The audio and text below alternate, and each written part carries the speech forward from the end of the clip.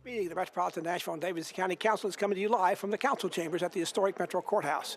It's a public affairs presentation of the Metro Nashville Network. Good evening, everyone. I'm Pat Nolan, your announcer for this program. Tonight, the 15th Metropolitan Council holds its 60th business meeting of a four-year term. This is the 6th council meeting of 2022. Tonight's council agenda is 29 pages long, involving 69 pieces of legislation. That includes 22 resolutions, 4 first-reading bills, 16 second-reading pieces of legislation, and 27 ordinances on third and final reading. On the agenda, there are also 6 appointments to city boards and commissions, 2 concern the Metro Arts Commission, and 4 are to the Work Release Commission. The meeting tonight is again being held during the ongoing COVID-19 pandemic. However, the CDC has now decided that the level of virus in Davidson County is such that masks are no longer required to be worn on an inside basis. State law has prohibited the Metro Health Department from continuing a mask mandate in city-owned buildings. However, the department apparently still recommends that those be worn, although they are not being required. The council will conduct 2 public comment periods tonight. One is a session that the council has every month. For those who register in advance, they'll have 2 minutes to share their thoughts with council members. The other public comment period relates to the upcoming Metro budget, which the council will consider in May. Those who wish to share their thoughts and ideas will have 2 minutes in that particular public hearing session set aside for individuals, and 10 minutes will be set aside for those representing organizations. There'll be a public hearing on the budget as required by state law when the council is actually voting on the actual budget. Again, that'll be coming up in June. Among resolutions tonight, RS 2022-1423 approves $1.7 million in American Rescue Funds to 5 nonprofit organizations. This would supplement a previous resolution to support various nonprofit organizations to address increased demand for therapy and services for victims of abuse. human trafficking and interpersonal violence. The city's Office of Family Safety accepted applications and recommended the distribution of funds. Those receiving the funds, ranging between $500,000 and $120,000, are Family and Children's Services, Nashville Children's Alliance, the Sexual Assault Center, Mary Parish Center, and Agape. In a separate resolution, RS 2022-1424 appropriates $200,000 in community partnership funds to some of the same social services agencies and others. The support ranges from $50,000 to $200,000. Those receiving the money include the Mary Parish Center, Agape Morning Star, Nashville Children's Alliance, Nurture the Next, and the Tennessee Coalition Against Domestic and Sexual Violence. A third related resolution is RS 2022-1425. It would approve $100,000 to the Sexual Assault Center to provide free legal assistance to residents in Davidson County who are domestic violence victims. The grant would also be used for 100 medical legal exams for Davidson County residents and victims and survivors of sexual assault. It would also provide 500 therapy sessions to Davidson County residents, victims, and survivors of sexual assault. Among other resolutions, RS 2022-1428 accepts a grant of almost $1.5 million from the U.S. Department of Health and Human Services. It will go to the Metro Health Board to provide for the prevention, surveillance, diagnosis, and treatment of HIV/AIDS and administer a Minority AIDS Initiative program. No local match is required for this grant. Another related resolution, RS 2022-1429, accepts a grant of $46,400 from the Tennessee Department of Health so the Metro Health Board can provide HIV/AIDS care medical services and early intervention services. Again, no local match is required. Third resolution, RS 2022-1430, accepts a grant of just over $5.3 million from the Tennessee Department of Health to allow the Metro Health Department to assist individuals with the planning and spacing of children through the provision of affordable voluntary family planning services. Again, no local match is required from local government for this grant. Memorializing resolutions, the Council will honor the life of community leader Marilyn Robinson, as well as congratulate the recently retired athletic director of Tennessee State University, Teresa Lawrence. The Council will also mark the 50th anniversary of Ed's Fish and Pizza House in North Nashville. The Council will also be asked to support Earth Hour, which is held annually on the last Saturday in March. Each year on Earth Hours, individuals, communities, and businesses make a commitment to turn their lights off for 1 hour in acknowledgement of climate change. Earth Hour in 2022 is set for Saturday, March 26 from 8:30 till 9:30 p.m. Finally, on the resolutions, the Council will be asked to honor the extraordinary efforts of the leadership and employees of Metro Water Services, particularly as they have dealt with recent trash collection and other issues resulting in working extremely long hours in order to complete solid waste collections routes around the city.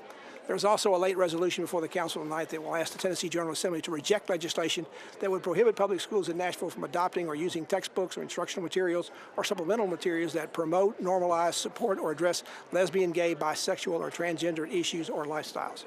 There's also a late ordinance before the Council to consider on first reading. It would approve a lease for the Nashville Soccer Club to construct and maintain a miniature soccer pitch field consistent with promoting youth soccer and community engagement. The facility would be located on 12th Avenue South, adjoining the Midtown Hills Police Precinct in the Edge Hill community. Regarding second reading bills, the Council will again consider BL 2022. The bill prohibits passengers in motor vehicles from consuming or possessing an alcoholic beverage or beer during the operation of a vehicle. State law prohibits a driver from a motor vehicle from consuming an alcoholic beverage or beer or having a container during the operation. We understand this bill is going to be indefinitely deferred by the county. There's some questions about it, so it will not be coming up. It will be coming up tonight, but when it is, it will be indefinitely deferred and taken off the Council agenda, at least for now. On third reading, the Council will consider final approval of BL 2022-1089. Bill seeks to further clarify the rules regarding the operation and regulation of downtown transportation vehicles. That's a law the Council passed late last year. The bill has been significantly amended in recent meetings, and supporters are hopeful the bill in its current form will find enough favor with state regulators, state lawmakers, that they won't seek to nullify it. Also on third reading, BL 2022-1120 will approve a contract between Metro Police and the Mental Health Cooperative to provide training to police personnel in responding to incidents with people responding to mental health issues. This would help expand a very successful pilot program to be available countywide. This is a matter that has been much in the news both here in Nashville and across the country. Finally, on third reading, the Council is expected to approve a bill to modify the pilot program to allow license plate readers for Nashville law enforcement to use. The bill would give the city's Community Oversight Board equal access to LPR data, just like Metro Police, just like the Public Defender's Office, and just like the District Attorney. The bill passed without any opposition on second reading. There are other changes being proposed that will come up before the Council back in April. Those prove to be perhaps more controversial. The Council is perhaps going to be challenged tonight by having a quorum. You need at least 27 of the 40 members to be present tonight. Actually, it's only 39 members right now since one seat is vacant. Steve Glover's, who resigned because of health issues. Therefore, the council will be monitoring that throughout the night. They will be able to hold these public hearings. They've got a public comment period that are performed tonight, but if we fall short of a quorum for a while, we won't be able to act on some of the other bills that require actually for the council to take votes. If you want to follow tonight's meeting on the agenda as we go along, you can find the agenda and the staff analysis online. Just go to the Metro Council portion of the Nashville.gov website and then to the Legislative Information Center. We'll also be placing the bill numbers on the screen when they come up for consideration so you can follow along and keep up with where we are on the meeting agenda. Let's go now to Vice Mayor Jim Schulman. He'll gavel tonight's council meeting into order shortly.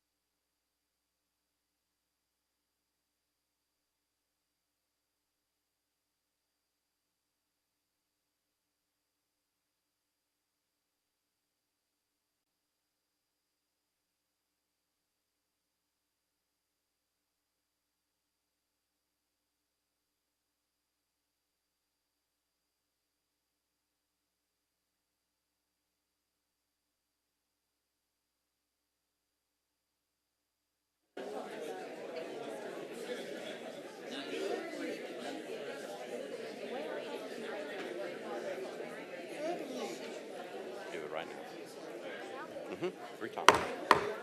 Very good. So will the meeting please come to order? We welcome you to the Metro Council. Today is Tuesday, March 15th, 2022. Will all members of the council, as well as the public, please rise for the invocation, remain standing for the Pledge of Allegiance. Our invocation tonight is brought to us by Pastor Rick Roberts of the St. John's Lutheran Church. He's a guest of Councilmember Jeff Syracuse. That church, St. John's Lutheran Church, was destroyed during the March 2020 tornado. Thanks for reminding me of that. Sorry.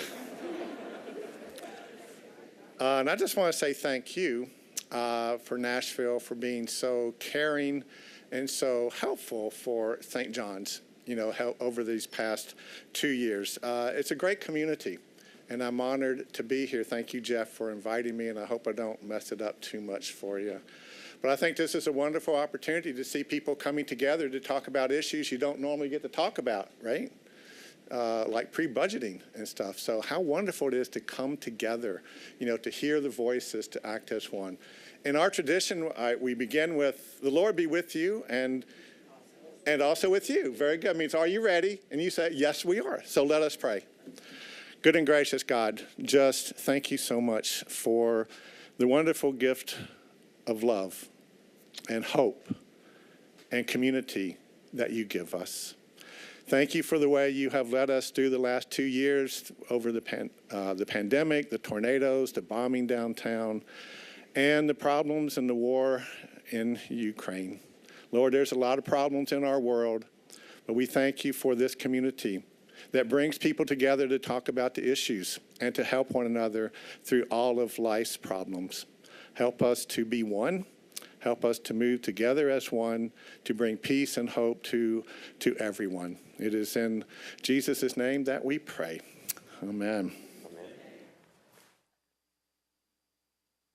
I pledge allegiance to the flag of the United States of America, to the republic for which it stands, one nation, under God, indivisible, liberty and justice for all.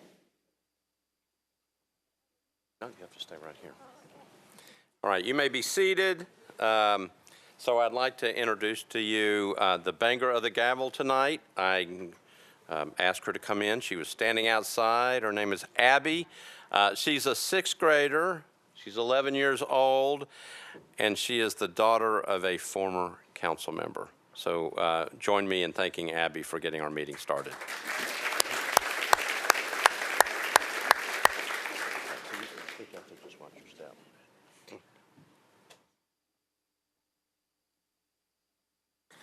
I think she did better than the former council member did. All right, without objection, we will suspend the calling the roll and ask the clerk to record the names of those members present throughout the meeting. Ladies and gentlemen, I believe, I'm checking, I do not see a quorum at this point. We're making sure. What that means is that we cannot, we're waiting on a couple of people to get here. We cannot approve the minutes. We can't take any action, but we can go to the public comment period. But we're checking right now. Okay, so we still don't have a quorum. Okay, so we do not have a quorum, so we'll have to come back to the minutes. Mr. Clerk, any messages from the mayor? No, sir, no messages from the mayor. All right.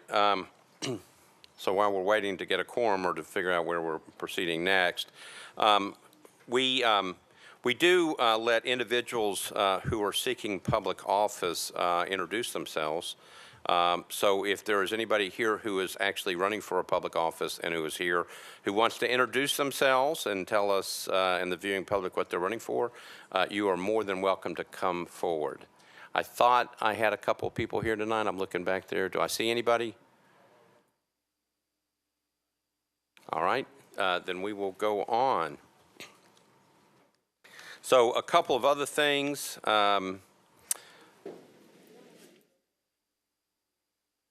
Do we have somebody?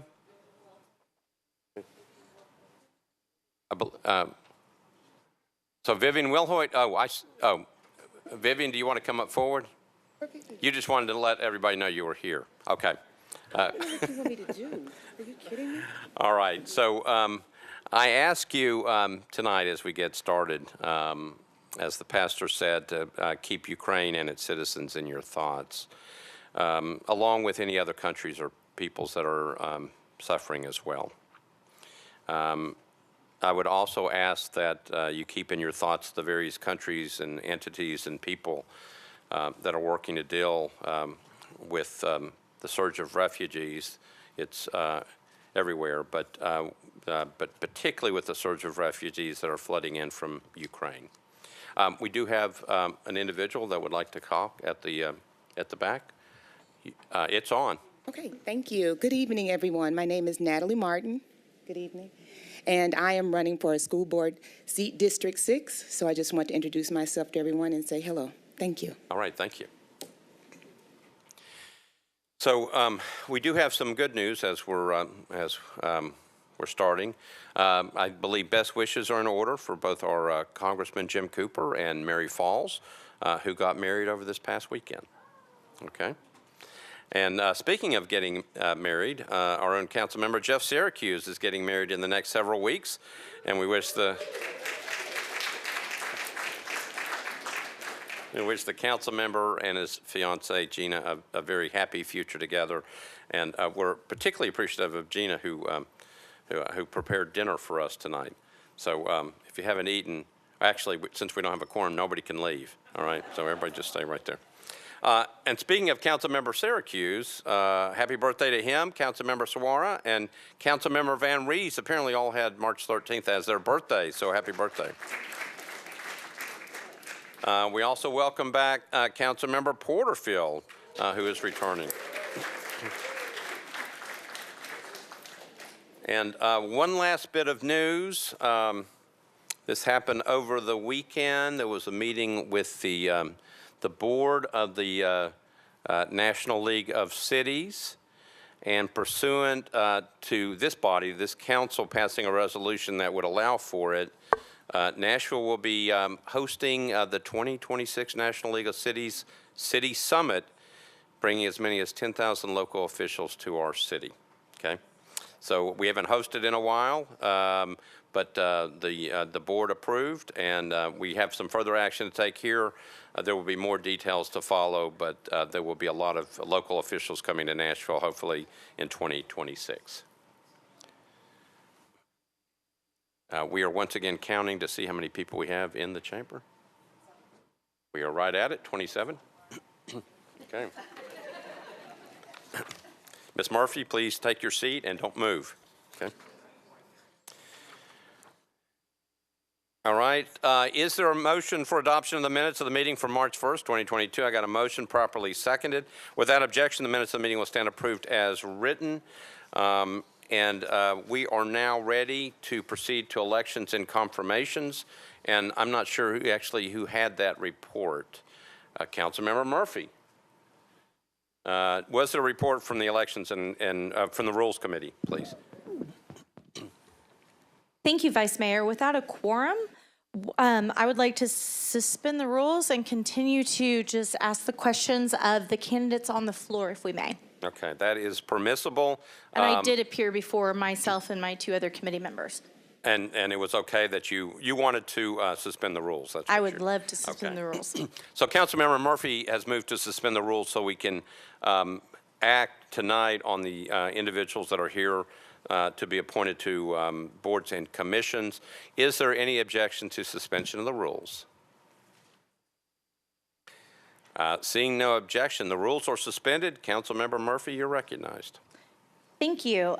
Would you like to call out the commission members as we go and I ask them the questions, or how would you like to proceed? I will call out their names, and I think, do you need for them to come to that back podium? That would be great if you could turn that mic on for them. Okay, I've got it turned on, so let's go through. This is the first one on. It's under E1 of your calendar. Metro Arts Commission is for the appointment of Ms. Campbell West for a term expiring February 24th, 2026. Ms. West, there you are. If you would just come to the microphone, and Councilmember Murphy is going to ask you at least 3 questions. And then I believe we can open it up for any other council members that want to ask questions. Councilmember Murphy, you're recognized. Do I have to ask the regular questions? You said at least 3. I will carry on. I would ask that you ask the regular questions, please. Ms. Campbell West, are you a registered voter here in Davidson County? I am. And that I assume that also means you're a resident of Davidson County? I am. Thank you. Do you serve on any other Metro boards or commissions? I do not. With that, I'd like to move for approval. Okay, so there's a motion to approve Ms. Campbell West for a term expiring February 24th, 2026 for the Metro Arts Commission, properly seconded. Are there any other questions for Ms. West? Seeing none, we're ready to vote. All those in favor of the motion, please say aye. Opposed, no. Motion is adopted. Ms. West, congratulations. You are a new member of the Metro Arts Commission. Congratulations. Thank you so much. All right, we're ready for the appointment of Mr. Clarence Edward to the Metro Arts Commission for a term expiring March 14th, 2026. Mr. Edward, if you would come forward. If you are listening closely, you know what the 3 questions are going to be. They're very difficult. Councilmember Murphy, you're recognized. Get $1 million. Let's go. And what no, I'm sorry. Are you a resident of Davidson County and a registered voter here? I am. Thank you. Are you serve on any other boards and commissions in Metro Davidson County? I do not. Thank you. With that, I'd like to move for approval. All right, Councilmember Murphy has moved for approval of Mr. Clarence Edward, properly seconded. Any questions or discussion? Seeing none, we're ready to vote. All those in favor of Mr. Clarence Edward for the Metro Arts Commission, say aye. Opposed, no. Motion is adopted. Mr. Edward, congratulations, new member of the Metro Arts Commission. Thank you. Next, E3, the reappointment of Mr. Dwight Beard for a term expiring January 1st, 2026 of the Work Release Commission. Mr. Beard? And Councilmember Murphy, you're recognized. Thank you. Mr. Beard, are you a member or a resident of Davidson County and a registered voter here? And then I'm just going to go ahead and throw in, are you on any other boards and commissions? Yes. I'm a registered voter. Oh, yes, you are. Yes, but no to the last one. Yeah, right. I'd like to move for approval. Yeah. All right, so Councilmember Murphy has moved for approval of Mr. Dwight Beard for the Work Release Commission, properly seconded. Any questions or discussion? Seeing none, all those in favor say aye. Opposed, no. Mr. Beard, congratulations. Your appointment, reappointment to the Work Release Commission. Thank you. Thank you. Okay. Item E4, the reappointment of Ms. Faye Ellis for a term expiring January 1st, 2026 for the Work Release Commission. Ms. Ellis?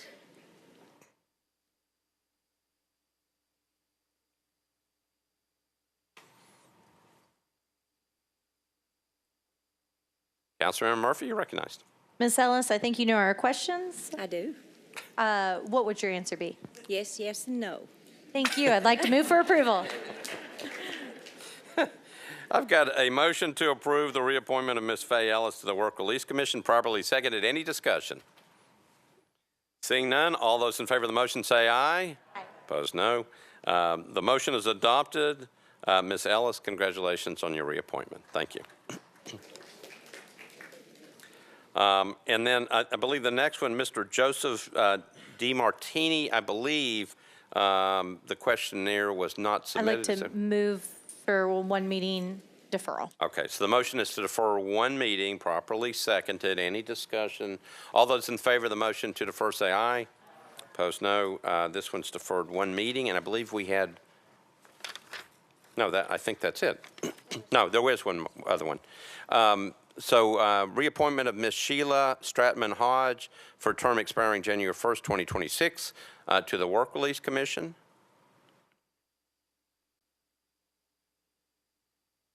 Councilmember Murphy, you're recognized. Thank you. Are you a registered voter in Davidson County? Yes, And you live in Davidson County? not currently. I just recently moved. Moved out of county? Mm-hmm. Okay, and you have not updated your voter registration? No. Okay, so I'd like to move for a one meeting deferral. okay, so we're going to have to move for a one meeting deferral to check this, Ms. Stratman Hodge. Okay. All right, so this is a request to move this one meeting, defer, properly seconded. Any discussion on the deferral motion? Seeing none, all those in favor of the deferral motion say aye. Opposed, no. This one, the motion is approved. This one is deferred one meeting. Councilmember Murphy, I believe that's it, right? That would be it for nominations. Yes, thank you. Okay, thank you, Councilmember Murphy, for handling that. I believe that most of our folks are still here. I think it's probably proper to get them to stand up one more time if they're still here.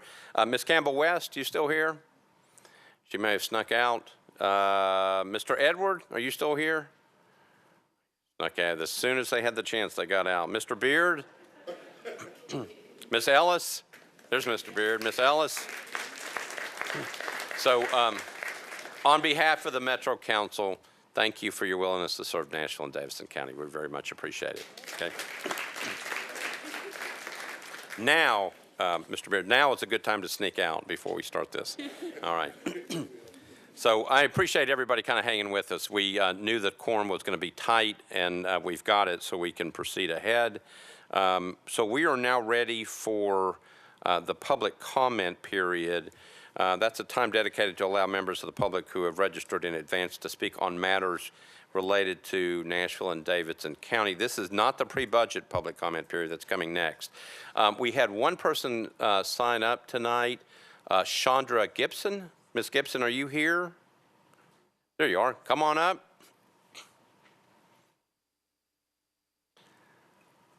Ms. Gibson, welcome. If you would just reintroduce yourself, what district you're in, and then you'll have 2 minutes in which to speak. All right, thank you. Good evening, everybody. My name is Chandra Gibson. I'm in District 2, and I'm here to speak about the need of a indoor gun range, not only for the community, but for our police department as well. So let me start my timer. All right. So as I stated, not only will this benefit our community, but it will benefit the police department as well.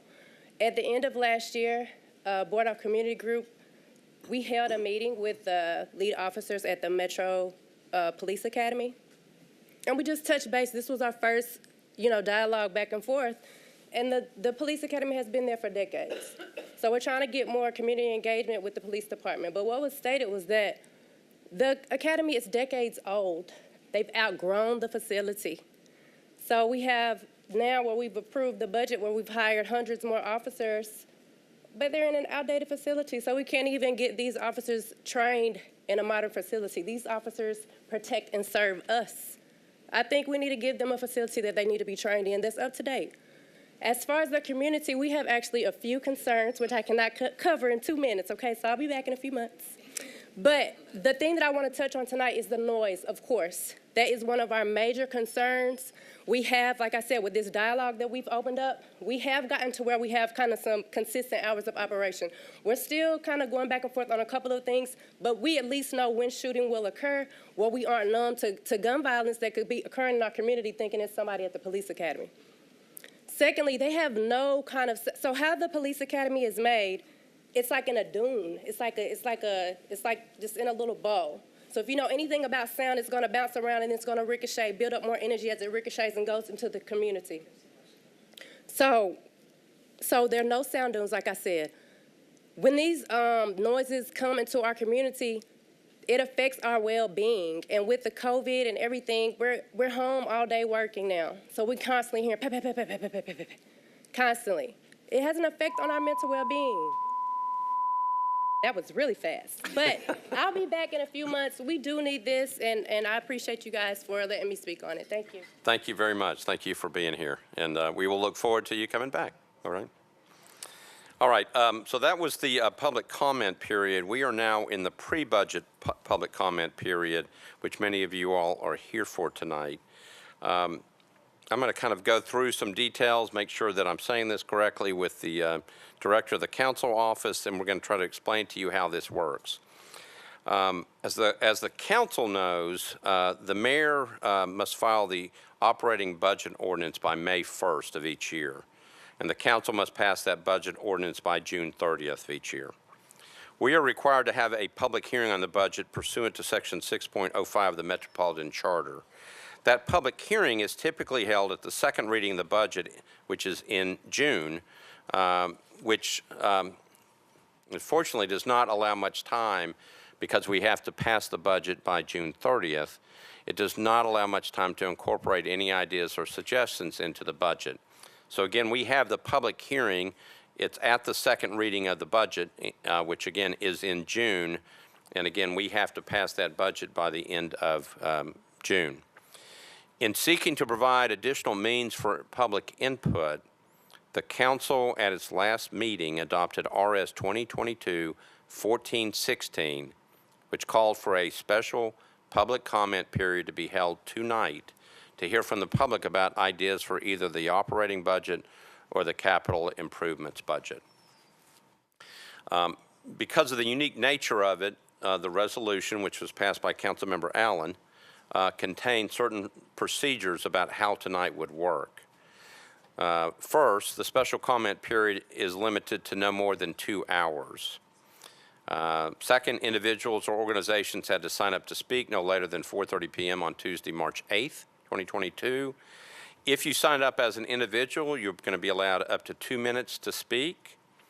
If you signed up as an organization, you would be allowed a total of 10 minutes for your group to speak.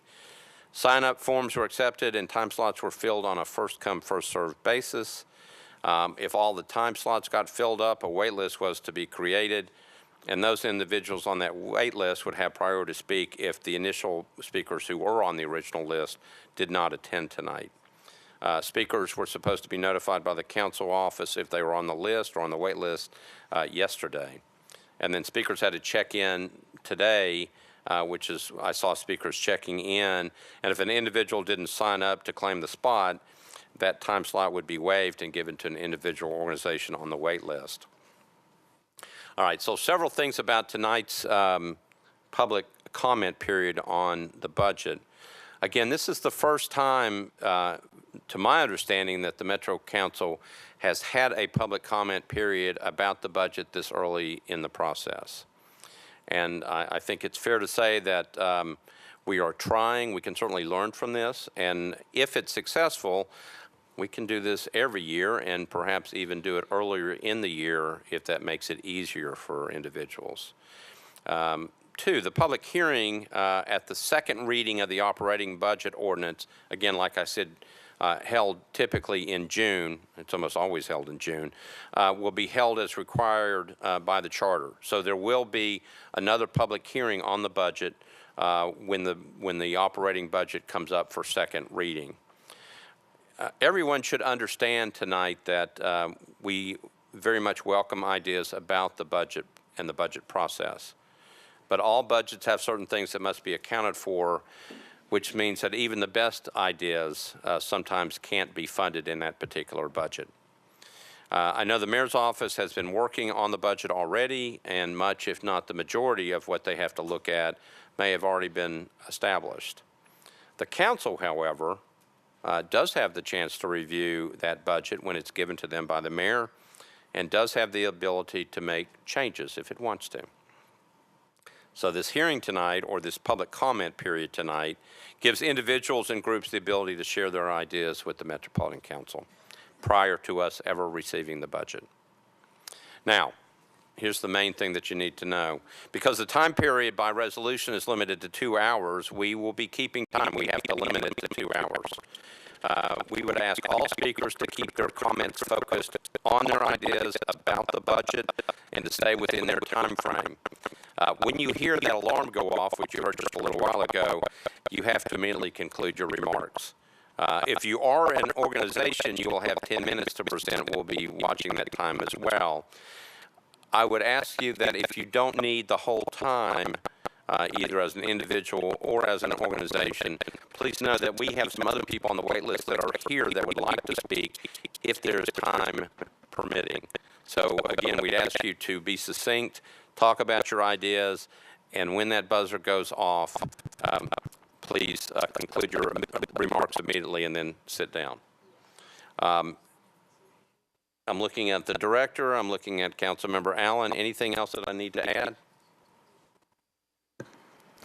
One thing I would just remind the Vice Mayor of is that some of the organizations have already chosen to donate some of their time, some of their allotted 10-minute time to other organizations so that more people are able to present their ideas. So nobody go anywhere because we should have plenty of time to talk. Councilmember Allen, any comments? Okay. All right, so we are now ready to start. I've got the list. I'm going to call the individuals or groups up one at a time, and then we'll be watching the time. I know that our clerk is going to be watching the time, and I believe someone is keeping up with the 2 hours. Is that right? Okay. All right, here we go. And again, this is for you all in the audience to talk to us. We won't be asking questions. You'll have 2 minutes, or you'll have the 10 minutes for the organization to talk. And again, when that bell rings, please understand that we have other people behind you that would like to talk. We are ready.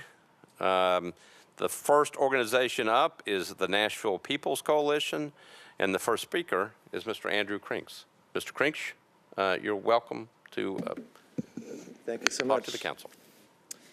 Thank you for having us. Set my timer great.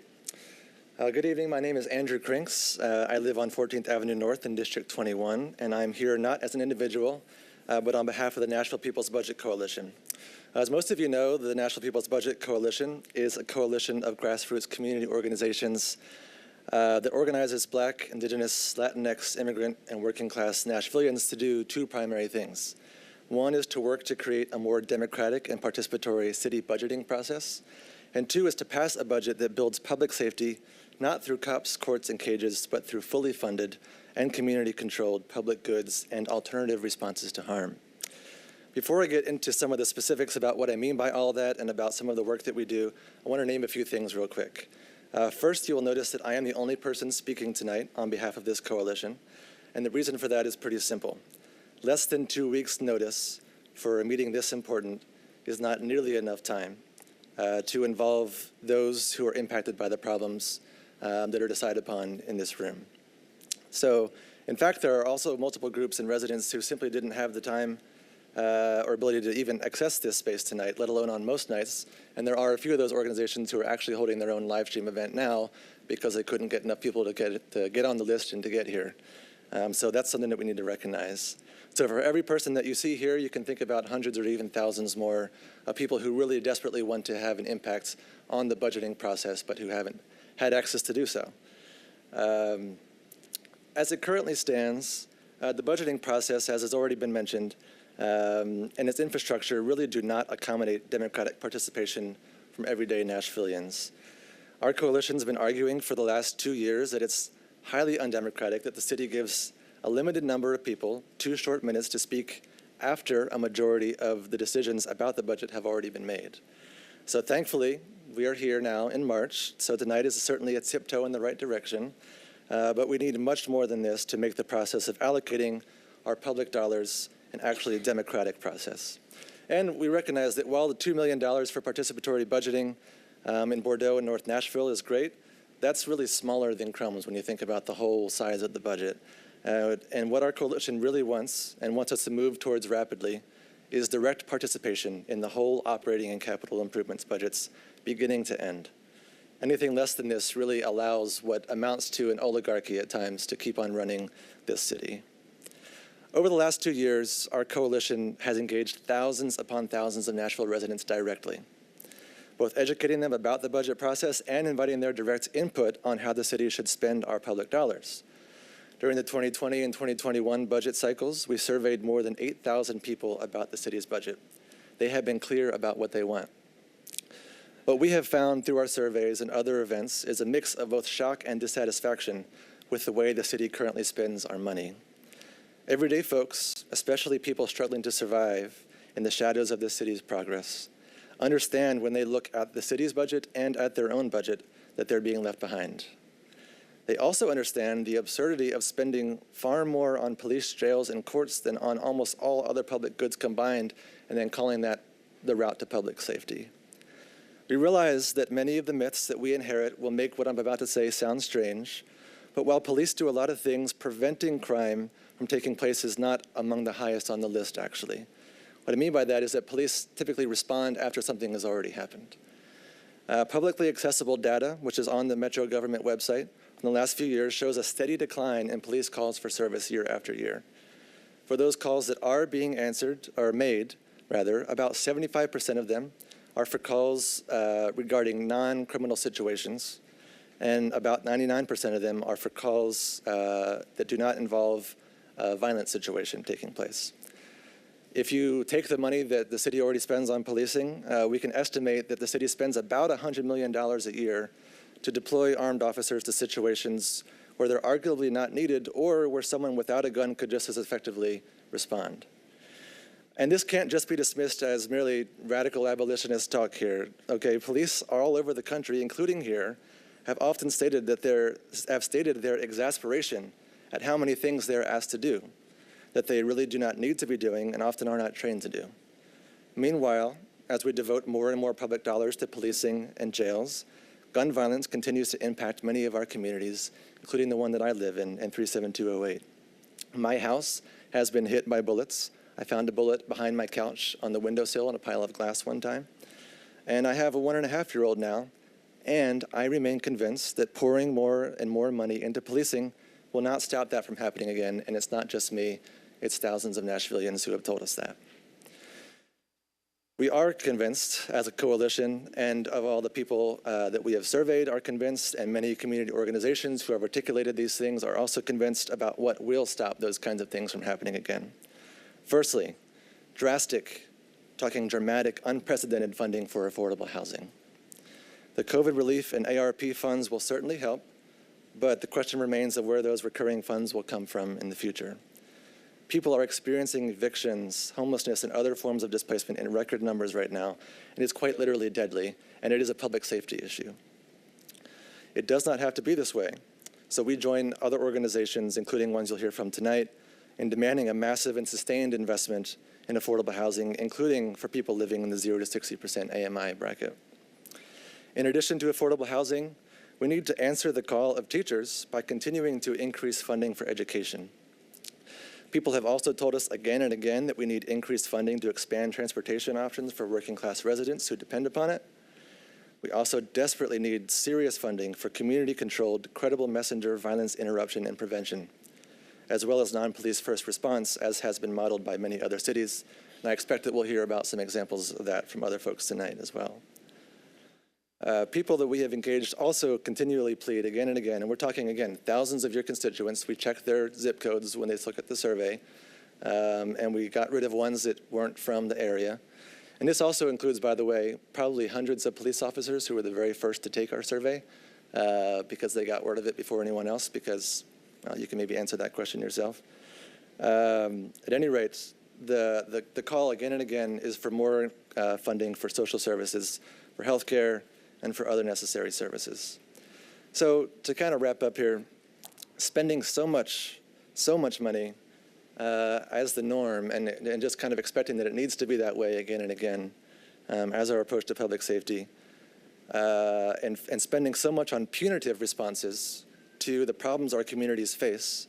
And when I say that, I mean that things like crime and harm and people hurting each other often derives from desperation, from poverty, from other situations that can be prevented if we think in preventative terms.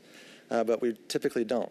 So spending all this money on all of these punitive responses to our community's problems literally does mean withholding it from the resources that do help our communities thrive and stay safe.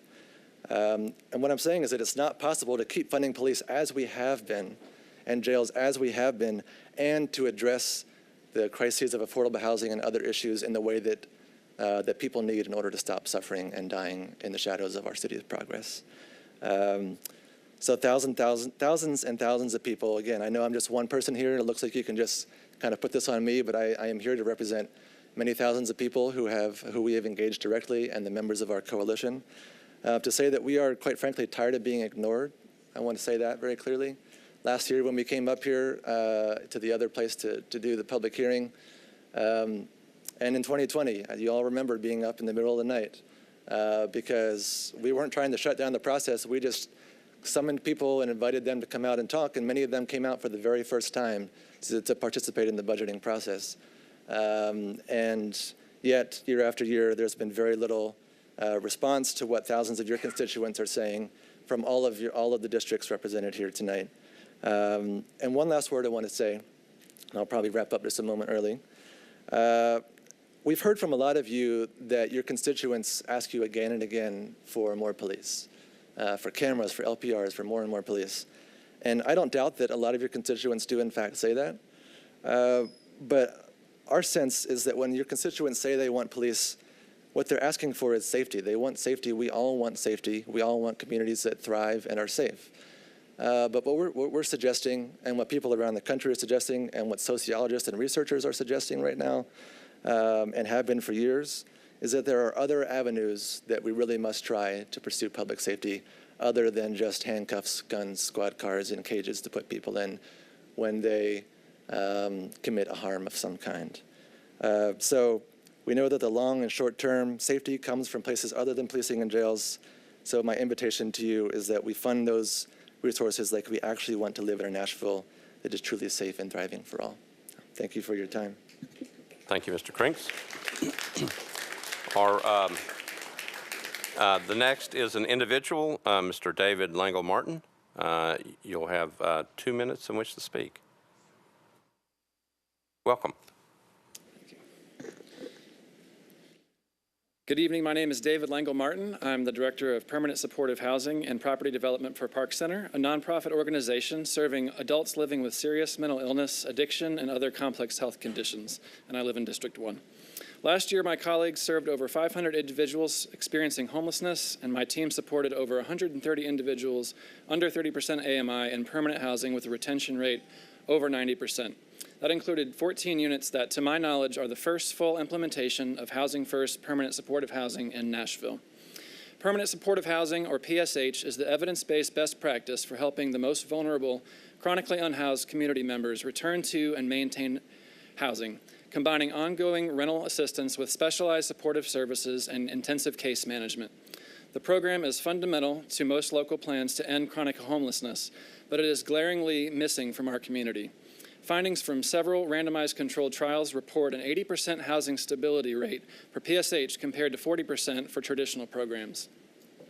Developing new affordable housing units is critical, but what's known as scattered site PSH is immediate.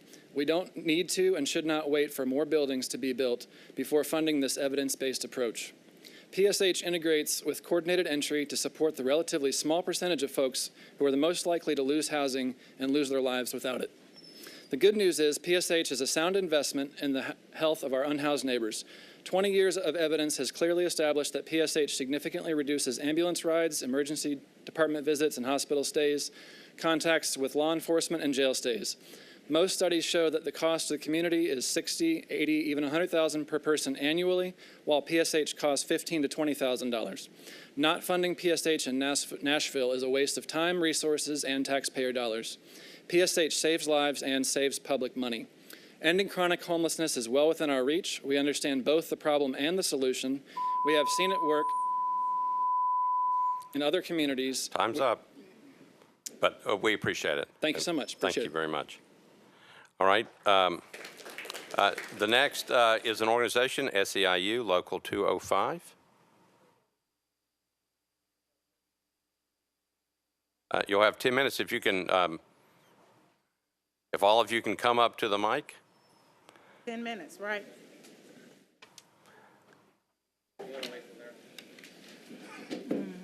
All right.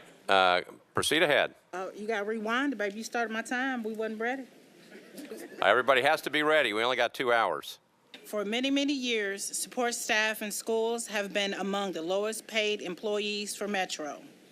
There are about 1,900 essential workers at MNPS making less than $30,000, and that is 65% of the support staff represented by SEIU. 80% of the people we represent for MNPS make less than $40,000, and that's about 2,300 essential workers who make it possible for schools to be open. These positions are disproportionately held by Black, brown, and beautiful Tennesseans, and about 57% compared to only being 43% of the city's population. Last year, teachers received a much-needed, deserved pay plan increase of $50 million, and that was invested for our teachers. Well, we expect the same.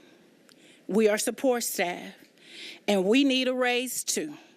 Y'all gave them $6,900 on average. I have worked for Metro in a support capacity for over 20 years, dedicated. I want my coins too. Support staff already make less than teachers, a third of what teachers make, 1/3.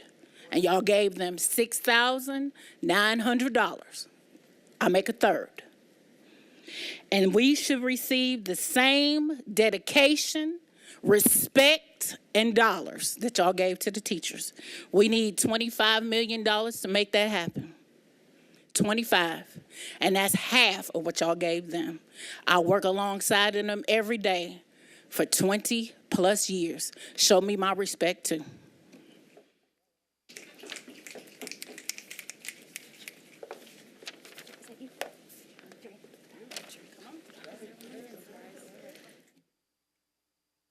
Good evening, everyone. My name is Jarita Williams-Myers. Real fast, behind me, you're looking at 72 years of service combined of Nashville General Hospital. During my 15 years of service at Nashville General Hospital, especially the last 2 years dealing with the pandemic, no one has been tested more the way the hospital workers have.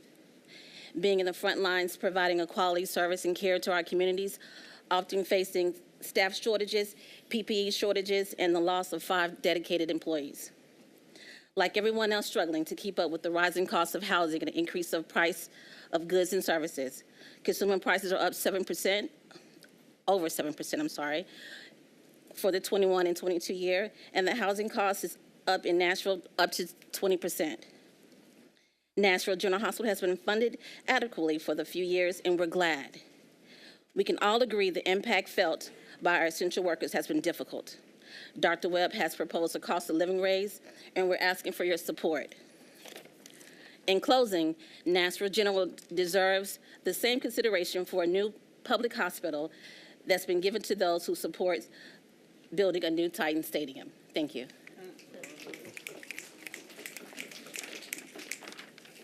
My name is Kate Wingate.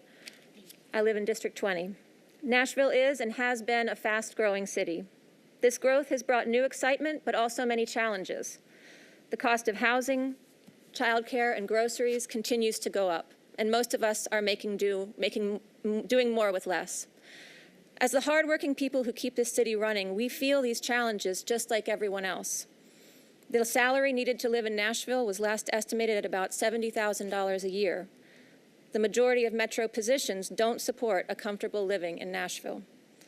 Increasing cost of living is critical to keeping a strong, healthy workforce in Nashville.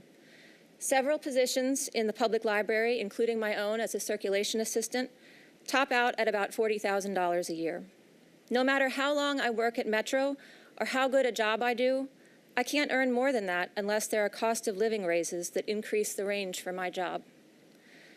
We recently surveyed 330 Metro employees, and 65% reported that they are cost-burdened on housing, spending more than 30% of their income on rent and mortgage payments. And it's only getting worse. The Nashville Realtors Association estimates that rent in Nashville went up 19% in 2021. In addition, as everyone here knows, the cost of most everything is going up a lot. The U.S. Bureau of Labor and Statistics says that consumer prices are up 7.5% for 2021-2022. Metro is one of the largest employers in the county, and we should be setting the example of what it means to be a good employer. Our cost of living raises need to reflect these rising costs in the city and the country. The people who keep this city running should be able to afford to live here and enjoy it, and not have to work 2 and 3 jobs just to make ends meet. In closing, we need cost of living raises because we've lost buying power and are effectively making less money than we used to make. We ask you to remember us hardworking Metro employees in this city's budget.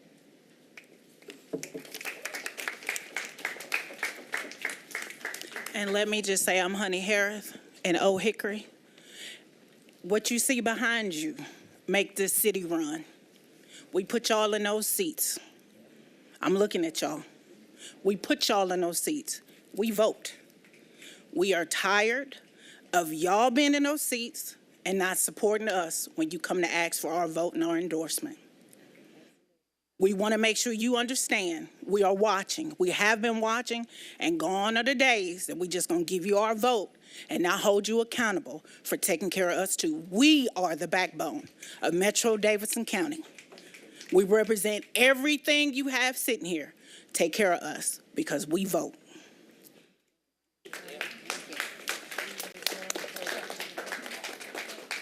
All right, thank you. I think that gives us an extra 3 minutes. We're watching the time to make sure we have room for other folks. So that's an extra 3 minutes. Okay, next up is organization Open Table Nashville.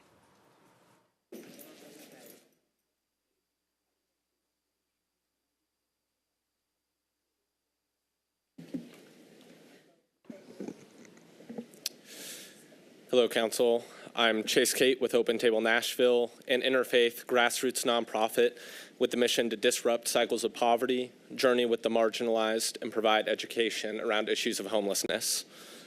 First tonight, we want to recognize that many groups that we work with, learn from, and respect that are doing incredible housing and advocacy work here in this city are boycotting this pre-budget public hearing. We want to name this tension because we stand with our Black and brown community members who are disproportionately harmed by decisions and budgets that come from this council.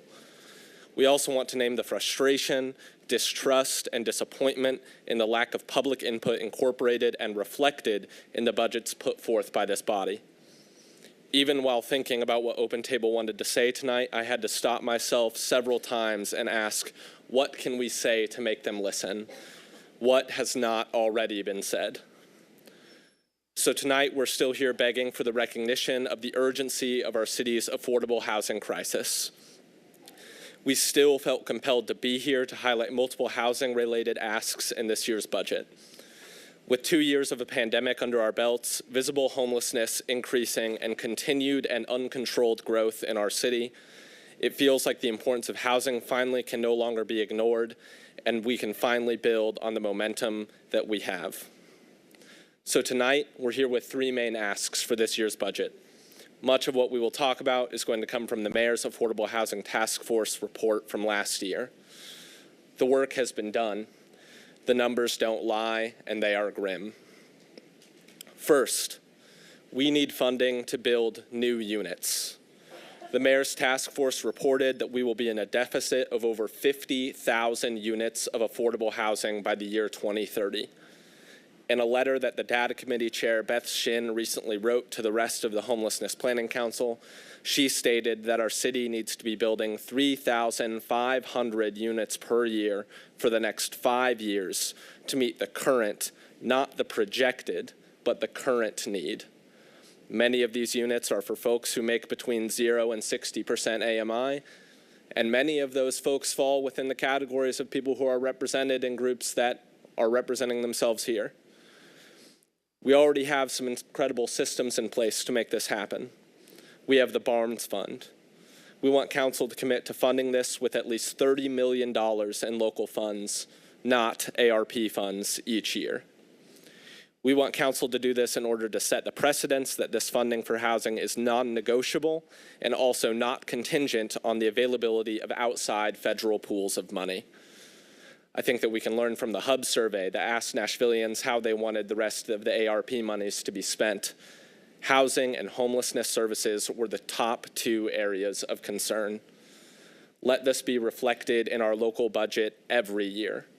As a community, let us make this a pillar of every budget season. Still related to this first ask, we want council to focus on constructive and creative additions of housing. One such example is funding and incentivizing entities like Shangri-La, a private developer that wants to purchase and renovate a hotel in Nashville into a permanent housing complex for people experiencing homelessness. In order to do this, they need a commitment that Nashville will provide funding for wraparound supportive services for those residing at this housing complex. We ask the council and mayor to commit to providing funding for supportive services that these groups are requesting if they agree to come and create affordable housing in our city. Again, there's current discussion that this could come from existing ARP funds, but we want to also have Metro Council's support and budget prioritize more initiatives and projects around affordable housing. There are constructive solutions that we need. Any budget items that are instead destructive in nature, like providing equipment and funding to close and clear homeless encampments, are immoral and short-sighted. The only way out of this crisis and to end the existence of homeless encampments is through creating more units of housing that do not exist. Our second ask is to listen and support our new housing director, Angie Hubbard. She's asking for more staff in order to appropriately respond to our housing crisis. We ask that you fund positions for her team and continue the conversation around a standalone Department of Housing. Our third ask is deference. We have come to countless city council meetings where every time a piece of legislation is brought up because police are asking for more money, no one blinks an eye. We need new tasers. Here you go. Helicopters, take them. Vehicles, you name it. If police say they need money for something, they are treated as experts and guardians of community safety and are not questioned by many on council. We, as a member of the housing and homelessness community who attend these meetings after long days in the streets and under bridges, are requesting that same level of deference and respect moving forward. If we or any other groups who are on the streets every day, IDing dead bodies of those who didn't make it for their name to come up on housing wait lists, picking up the pieces after someone is evicted, navigating systems that don't just have cracks that people slip through, but instead giant holes that thousands of people fall into. We need the same level of respect and trust that our needs, asks, and budget line items also need to be fully funded. So these asks are nothing new. We and others have been asking for them for years, all while the problem is getting worse. And while we wait for funding, lives are on the line. Our unhoused friends are dying and will continue to die. 202 unhoused folks died last year in our community with an average age of death of 53 years old. Again, this is a list that we, the community, nonprofits, maintain. We looked today, and so far, 35 unhoused people have died in 2022. While we don't have cause of death information for all of these individuals, we know that at least 3 people have died of hypothermia this year already. I know because I had to find one of them dead a stone's throw away from the Nashville Rescue Mission, frozen, in front of a parking garage. One friend was found dead in a porta potty downtown, somewhere he would often seek refuge in order to stay warm. The other 2 were also found dead right in the middle of downtown, here in our Nashville. Here's another grim story for you. We met a friend a while back canvassing for the pit count one day who was unhoused. He recently was involved in a hit and run while he was on his bicycle. He broke his neck, and we found him trying to recover after his hospitalization underneath a bridge where he had built his own shelter. He told us about how he was without transportation, a phone, or food. He survived off of a jar of jelly and ketchup for a week until anyone came to check on him. This is Nashville, one of the most affluent cities in one of the most affluent countries in the world. These are very real and chilling consequences of not paying respect to the housing crisis. And so with this, we ask you, Council, for the first time to create a budget that truly recognizes the magnitude of our affordable housing crisis, by committing funding to the aforementioned budget line items. Housing ends homelessness, and we need council's unwavering support and prioritization of housing in this and every budget moving forward. Our friends' lives are on the line. Your constituents' lives are on the line. I hope that this year that will be at the forefront of your mind. All right, thank you.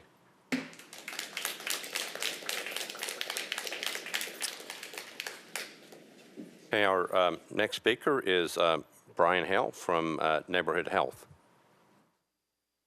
Thank you, Mr. Vice Mayor and members of the council. My name is Brian Hale, and I represent Neighborhood Health. I have the best job in Nashville because I represent 220 dedicated healthcare workers for 30,000 patients in this city. We're excited about what we do. And why I'm here is pretty simple. I want to celebrate heroes. I want to talk to you about housing, and let's have a discussion about healthcare ever so briefly. When we talk about heroes, we've had a lot of talk about healthcare workers, and they are essential. But there are healthcare workers that didn't know it, and they happen to work in the transportation sector, and it's appropriate today for us to recognize them. Specifically, when Nashville created a vehicle-based COVID testing system in 2020, we had a problem. We didn't think that car keys should be a prerequisite to get a COVID test. And we also thought it's not appropriate to put people who need a COVID test on a public conveyance like a WeGo bus. Thanks to Councilmember Bob Mendez. And Bob, thank you for your leadership in connecting us with WeGo. WeGo jumped in, and in 5 days, we had a transportation system that got people who needed a test with a ride in an appropriate vehicle to get that test, and WeGo made it happen. A special thank you to Steve Bland, Nicholas Idham, Dan Friedberg, Eric Beyer, Rita Roberts-Turner, Marilyn Yoakley, and Miriam Leibowitz, who made this happen. They were heroes, but they didn't rest on their laurels. When we called them back and said we have the same problem, Nashville put together a vehicle-based vaccination system. Car keys are still a prerequisite to get care. WeGo said, not a problem. And in 3 days, we had a transportation solution available to all Nashvillians, regardless of whether or not that they had car keys, and they could get the care that they needed. The issue here is, and it didn't stop there. WeGo came through when it was during winter shelter. Miriam Leibowitz and Deidre Abbott came through and really made sure that everybody who needed a ride to the shelter at 3230 Brick Church Pike got that. We say thank you when we ask you to fund their budget, and we do so because of the new Route 79, which is going to help people in Madison get access to our clinic, but also the dialysis center next door and Premier Radiology. It's essential, and we really appreciate your help, and we ask for full funding for the WeGo budget. I want to talk to you for a moment about housing, but just to lay down a marker. Louisville, a city that's somewhat smaller than Nashville, has committed $40 million to new housing, and Austin, just a titch bigger than Nashville, has committed $100 million to housing. The truth of the matter is the previous speaker from Open Table Nashville and Park Center illustrate and underscore that keeping people housed, warm, and dry is a prerequisite for keeping them healthy. Thank you for all of your work on housing, because it does keep people healthy and it keeps people alive. Lastly, I want to talk to you ever so briefly about health care. This year, I'm not going to ask you for an increase, but I want to lay the groundwork for what we're going to ask you for next year. Since 2008, when Neighborhood Health took over the operation of the downtown clinic and absorbed the Healthcare for the Homeless program from Metro government, we got $355,000 a year to provide that program. And with that $355,000 a year, we provided health care to 3,000 homeless people. Last year, in 2021, Metro gave Neighborhood Health $355,000, the exact same amount of money, yet we cared for almost 5,000 people experiencing homelessness. Now, how did we do this? Well, after 2008, we cross-subsidized everything with new money from the Affordable Care Act enacted in 2010. And after 2020, we cross-subsidized everything with pandemic funding for the federal government. We've kept this going on sort of baling wire and duct tape, expanding the service services and increasing the number of people that we serve. But we're going to have to come back to the Metro Council next year and ask you for an increase. The other thing that we're going to ask you to do outside the budget, but still financially related, is to recognize the fact that more people have died from opioid overdoses in Nashville than from COVID during the same period of the pandemic. When the opioid settle money from the state comes down to the counties, which we will expect to happen in the next 6 to 12 months, we ask that you dedicate that funding for opioid treatment. We'll be back to talk to you more about that then, but until such time, we want to say thank you to the heroes of WeGo that made healthcare happen. We appreciate it. We appreciate you. Thank you for your service and what you're doing on behalf of Nashville residents. Thank you. All right, next individual, Ms. Martha Carroll.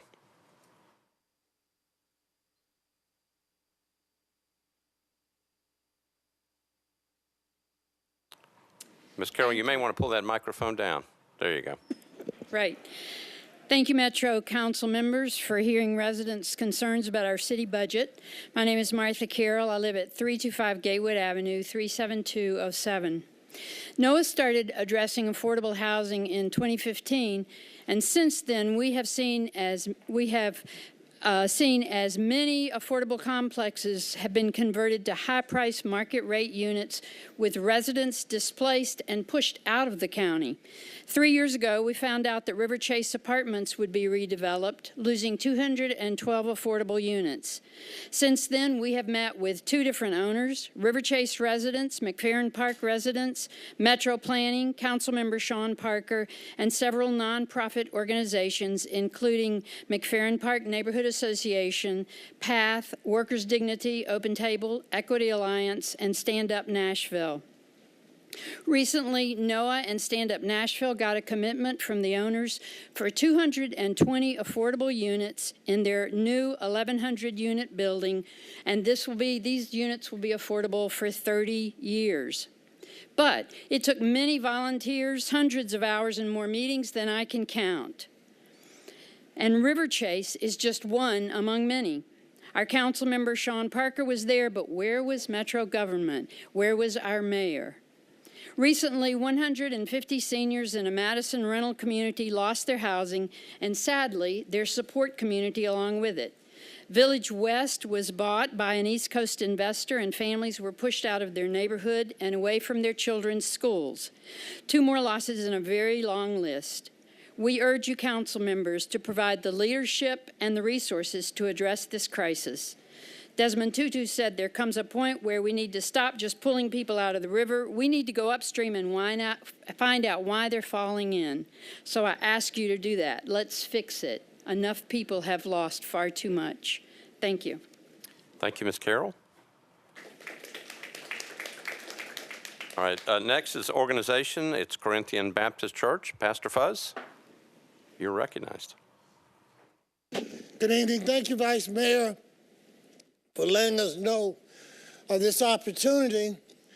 And lots of people let me know of needs that they have in this community.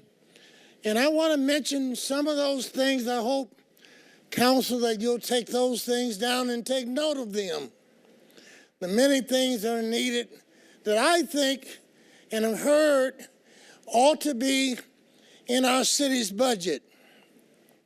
One of those things, I'm a patient at Nashville General Hospital, and I know the work that they've done. A year and a half, I was there every month. And what good people. I'm alive today because of prayer in General Hospital, because of those people there. A lot of people go to the elite hospitals, but I've been chairman of NAACP Health Committee and learned and watched a lot about health care. And I'm going to tell you, I was able to find out that Nashville General had the best oncology team in Nashville. People don't want to live that. There are other organizations like, we've got to help our children go to college. We've got to develop our own workforce. And there's an organization I came across in my 50 years in the ministry called In Full Motion that help young people with their ACTs. And they need to be funded to pay their staff and to help these children. One good example, a young man in my church made a 21 on the ACT. His mother said he needs help. We don't have money for him to go to college. I said he should have went to In Full Motion. He went to In Full Motion. He made a 26 on the ACT. Got in Tennessee State, graduated in 4 years with a 3.85. He's now at Meharry Medical College wanting to be a pediatrician right here in Nashville. He's going to stay in Nashville, and we got to help organizations like In Full Motion educate and help our children to get in college. They've got to make a 21 on the ACT to get that Hope Scholarship. Another thing, I know a lot of our council people, I've been involved a lot of years, and I see you take a lot of flack. And I'm going to tell you, I don't see how you do this job with the pay you get. I know a lot of people in our city need more pay, but so does our council. There's no way they can keep doing the work they do with the little amount of money that they get. There's an organization at my church called Hope Station. It helps women who make too much money to get food stamps or public assistance. It means that those women make over $30,000. They make $30,000. That organization helped them. Last year, that organization gave out $900,000. I saw women crying who came there and didn't have the money to fix a flat tire. We need to help organizations like that that are under the radar, not just Metro Action, that cost our city a lot of money to operate. We can take organizations like Hope Station and save a lot of money by subcontracting that out. And finally, I want to say this. There are a lot of people in this city that are hungry, that don't have food to eat. I've seen little children come in who didn't have anything to eat. They're not going to learn in school. There's a scripture that says, poverty is the enemy of the Lord. So keep me from hunger, O Lord, so that I will not steal. It doesn't cost much for our city budget to feed the people in this city who are hungry. There ought not to be 1 in 5 children and senior citizens going to bed hungry or throughout the day not knowing where a meal will come from. I believe that we can fix that. General Hospital has a food pharmacy. They gave out over 400,000 meals in the last couple of years. It doesn't cost much to feed the people of our city. And these things are moral good that will cause good to happen. Finally, we hear about a football stadium and sports arenas. But we have one of the greatest hospitals in this nation. In a city that's a healthcare capital, we ought to be talking about building a hospital and providing health care for all the people, rich and poor. Thank you, Pastor Fuzz. All right, thank you. The next group is Turk.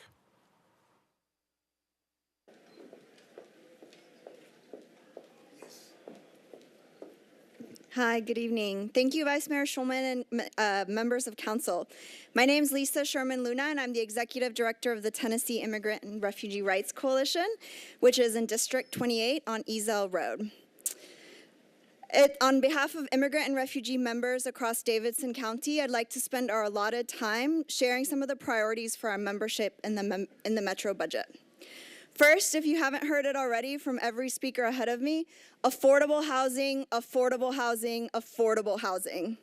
It is a serious problem for low and middle income families, including immigrants and refugees. We have to make bold and long-term investments to ensure that folks can remain in their homes, to prevent eviction, to create programs that mitigate the impacts of displacement, and to protect tenants' rights. And we have to ensure that all of these programs are accessible to people who don't have an immigration status or who don't speak English. Second, education. More than a third of MMPS students come from households that speak another language other than English. The future of our city depends on the success of all students and the participation of all families. 140 languages are spoken in Metro Public Schools. We have to support MMPS in creating successful, equitable, and inclusive schools where all children can learn and thrive. Right now, we're seeing an uptick in new arrivals from Afghanistan to Central America, and our schools and our staff have to be trained to be culturally competent and respond to the trauma and the needs of those communities. We also have to ensure that they are staffed appropriately to support those families as they successfully integrate into our city. We have to make sure we have enough counselors and administrative staff, interpretation and translation. We've been hearing from students who have faced harassment and racism from MMPS faculty and staff in new arrivals, and it's really devastating and sad. We have to also invest in leadership development programs and after-school programs that welcome students of all immigration statuses. While Turk is happy and proud to participate in Opportunity Now, it doesn't actually allow undocumented students to benefit from that program. And lastly, we have to increase pay for support staff, including bus drivers, many of whom are from immigrant households. Third, climate resilience. Over the past several years, extreme weather has become more frequent and intense in Nashville. We've seen firsthand how disasters operate much like COVID, exposing and exacerbating inequities in our system. As the impacts of climate change accelerate, it's critical that we invest in more equitable preparedness, rapid response, and recovery. For example, in rapid response, we have to ensure that departments and nonprofit partners have resources to communicate quickly, effectively, and in multiple languages so all of Nashville's diverse immigrant communities can have information and resources. This means investing in pre-planning and community mapping, language access plans, and outreach systems. We also have to invest in more robust and equitable recovery funding to supplement federal efforts. This is especially important for Nashville's undocumented community, as many federal recovery benefits exclude people based on their immigration status. Lastly, we should invest in making sure all of our communities are equitably protected from climate risk. On the infrastructure level, we hope the city invests in the necessary staffing to secure sufficient state and federal funding for resilience investments and hazard mitigation. And we have to ensure that these investments are protecting all of our communities from climate risk, not just wealthy ones. We can also support programs to help individual residents protect their homes and understand their risks and options to mitigate that risk. Bottom line, climate change is real and it is happening here in Nashville, and we have to increase our investment in climate resilience and recovery. But we have to ensure that we're not leaving anyone behind in those efforts. Lastly, immigration legal services. Davidson County is home to about 94,000 foreign-born individuals of all immigration statuses. About 33,000 are undocumented, and about 17,000 are eligible to naturalize. Demand for low-cost, high-quality immigration legal services exceeds the supply, and the demand has only increased over the years. As we see new arrivals from Afghanistan, Central America, and possibly Ukraine, we have to ensure that all of our immigrant neighbors are able to access affordable, low-cost immigration legal services. And we have models for this from across the country. From Memphis to Philadelphia to Washington, D.C. to New York and Dallas, they're making those investments. Thank you. Thank you, Ms. Sherman Luna. Our next group is It's the Smart Girl Developments as part of One Nashville. Good evening. Williams. Thank you for allowing me the opportunity to speak today. I just wanted to speak on behalf of my direct community. I live in District 21 at 2600 Booker Street. I purchased my home in October of 2020 and for $213,000. I was blessed at the opportunity to be able to do so and was able to renovate it. However, I knew that I only had X amount of time to get everybody that I could possibly get into my neighborhood before that opportunity that I had was gone. That changed quickly, nearly every single month as I looked on the market to find my clients' homes or people that I knew homes. It grew exponentially. Now, as of little less than 2 weeks ago, there's a property that came on the market for nearly $1.2 million less right across the street from me, and it's under contract in 5 days. And it's really just disheartening to be able to see that opportunity for people like myself to be able to get into this community and purchase a home is absolutely gone. I did see those particular developers trying to rezone their properties to be able to at least get 2 properties on there versus 1. I'm not sure exactly what happened in that rezone process, but their alternative was to build one large 3,200 square foot home, allowing for Airbnbs to take place on that property. I would love to be able to see affordable housing happen in my neighborhood. I love jogging in my neighborhood, walking in my neighborhood, and I can't tell you how many times I see the boarded up houses coming, it's just really disheartening to see how many people are being evicted from their home, house after house after house. Every corner I turn, it's a new house, it's a new house, it's a new house, it's a new house continuously. And I just would love to be able to see people be able to own property in this city. I also own a property at 5th and Main Condos. I was one that was able to purchase because I had an income less than $37,000 at the age of 25. When I purchased that condo, I was able to purchase it less than anyone else in the building for a certain amount of units. I would love to be able to see more partnerships with the city on new developments that come before you with people who are rezoning so that you can put a certain amount of units aside for affordable units to happen. I think that's it in a nutshell. I just really want to be able to see people live in this community. And I absolutely love my community, from the homeless people that I see walking up and down the street to the schizophrenic people that walk up and down the street. I give them hugs. I talk to them. I speak to them. They are human. They are not bad to look at in that way. And I know people want to clean up the streets, but they are human and they are wonderful people and they deserve to have a great place to live. Thank you. All right, thank you. All right, did anybody else want to speak under Smart Girl Development? All right, then we're ready to go to Nashville General Hospital. Excuse me, Mary Schulman. I'm kind of split in time with Jessica. My name is Stephanie Wood, and I came to talk about my transitional care home in the Madison, Tennessee area, District 5. There were there were approximately 16,000 people, individuals that were men that were released out of the prison system last year in Tennessee.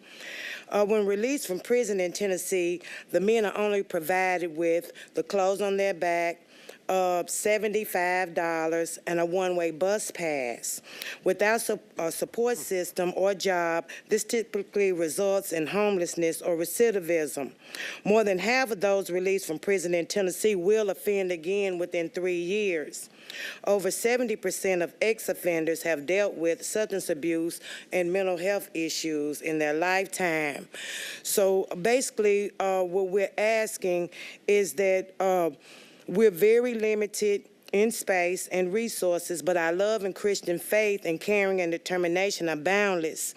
I am asking for your assistance in helping us reach more men in need and giving them both roots and wings. And I did pass out some information since I was limited on time, and I hope that you take our time to look at it. And thank you so much for allowing me to speak. Thank you, Ms. Wood. Anybody else from that particular group? Okay, come on up. My name is Quintina Waller, and I am the founder and executive director of Hope Station. Okay, I'm sorry. Sorry. We assist single mothers with minor children with rent and utility, and also mental wholeness and past traumas. I am housed in Pastor Fuzz's church, and I am here to say that we did assist over 700 women and children last year, make them remain in their homes, and assist over 700 hours of mental assistance for minor children with past traumas. And we are asking that you consider us to be placed in the budget so that we can keep women and children remained in their homes and help them with, when they have a happy and healthy home, they're able to do better in school, they're able to go to work and focus on their jobs. And we're just asking for consideration for the budget for that. All right, thank you. Anybody else from the particular group? Come on up. Good evening. The most important thing is to try and inspire people so that they can be great in what they want to do. The late, great Kobe Bryant said that. My name is Rodney Baldwin, and I serve as the co-founder of an amazing nonprofit called The Blessing Wave. Our key purpose is to be a resource in the community, not only when disaster strikes, but as everyday needs develop. We believe we are called to be the hands and feet of Jesus by directly impacting those that are in our community. Our vision is to see humanity come together holistically. The benefits of grassroots nonprofits are expansive. We are the ones in and out of the communities meeting the day-to-day needs such as rental assistance, college tuition assistance, medicine for the elderly, visiting the sick and shut-in, providing groceries and clothing for single parents and their children, as well as fighting the daily battle for food insecurities. I'd like to petition that as you all consider the budget to please make room for grassroots nonprofits, such as the Blessing Wave, to fight housing and hunger issues, to name a few. We are a wave of love, a wave of hope, a wave of kindness, and a wave of compassion. Thank you for your time. Thank you. All right, everybody good? All right. We are now ready for Nashville General Hospital. Foundation. I'm sorry. It says Nashville General Hospital, Nashville General Foundation. It's the National General Hospital Foundation. Okay, thank you. And we're a separate organization. We support patients in the community. So, but at any rate, my name's Carl Appelt. I live in District 34. Angie Henderson's district. And since my retirement 4 years ago, I've volunteered through the foundation at General Hospital in a number of different capacities. The past 2 years, since the pandemic, I've volunteered and have been delivering food for the food pharmacy all across our county. And I just want to open our group's thing by giving you a firsthand count of the places I've been and some of the folks I've delivered to, and some of the housing I've delivered to. So just to be brief, I've delivered in North Nashville, South Nashville, East Nashville, and West Nashville.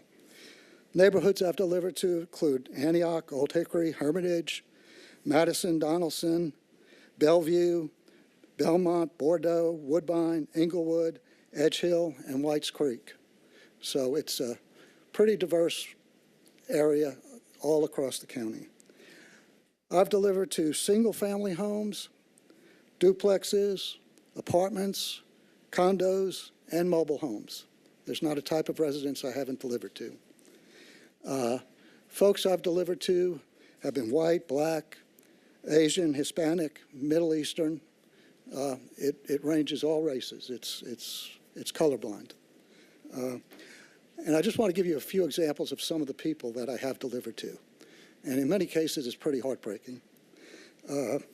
One case, I came upon an elderly woman, delivered a couple bags of food. And she was on a walker, and she was as grateful as you could imagine to see me bringing her food.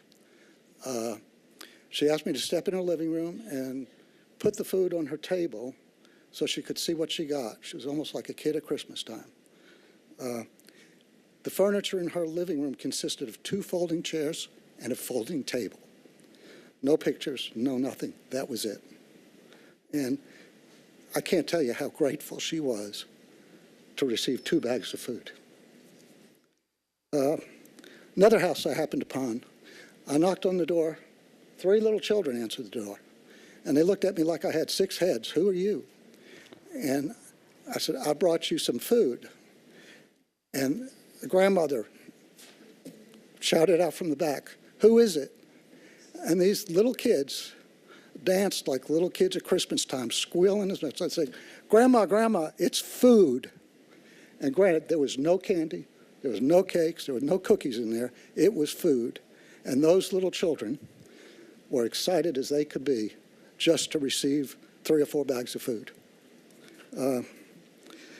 I have 2 other places, a gentleman in Antioch and another gentleman in Bordeaux. 2 gentlemen on walkers, on oxygen, could barely walk, could barely get to the door, emaciated as they could be, and thanked me profusely for a couple bags of food and said they wouldn't know what to do without it. I could go on, but I'll turn it over to Mary Frank. I'm Mary Frank Swaim, and I'm in District 25. Y'all, you have this in this handout. This is every zip code. This is my zip code. This is your zip code. This is your zip code. Every zip code is represented, that there are people that need nutritious meals. It's not just a poverty thing, though, yes, that gap is widening between the haves and haves not every day. But we've got to get serious about this. These are older people. These are younger people. These are people that didn't get through the pandemic. We've got to get serious. The outreach that we do, the food pharmacy and the outreach program, is not funded by the hospital. Foundation pays for it. And so we are requesting $75,000 from y'all for Nashville General Hospital Foundation. Good evening. I think I know most of y'all. Vernon Rose, Executive Director of the Nashville General Hospital Foundation. And I can certainly appreciate having talked to many of y'all over the past years that you've got almost no wriggle room to think about something new or something additional when you have to look at schools and everything else. It's already on the table, already got to be funded. But I will say this, essentially, is 114,000 people that don't have enough food is, and I realize there's housing issues, that means kids that aren't going to school and can think. It means elderly people. We had, and her story is on there. She ate Beanie Weenies because that's what somebody gave her, and she ended up in the hospital. No insurance, so obviously our hospital allocation was paying for her health care, but if we had given her the right food in the first place, she wouldn't have had to have been there. So I want to be clear about this. The foundation does not get money from the hospital to do these 2 programs. $75,000 will purchase the meal equivalent of 31,000 meals. And all we're asking, all the money's going to do is pay for the food and the tote that the food goes in, nutrient-dense, fresh produce, and low sodium. Thank y'all. Thanks, Jim. All right. Thank you, Ms. Rose. Next is individual, Whitney Pastrick.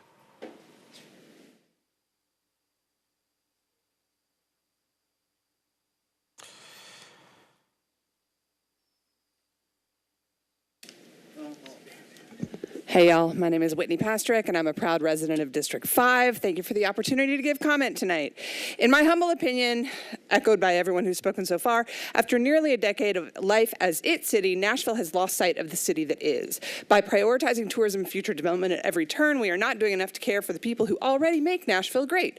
And the same cost of living crunch causing individual residents to struggle is also having a tragic impact on the small nonprofit organizations whose missions center around lifting up our struggling neighbors. In the past 3 months, we've seen 2 vital organizations, the Little Pantry That Could and People Loving Nashville, face the loss of their operational spaces due to development.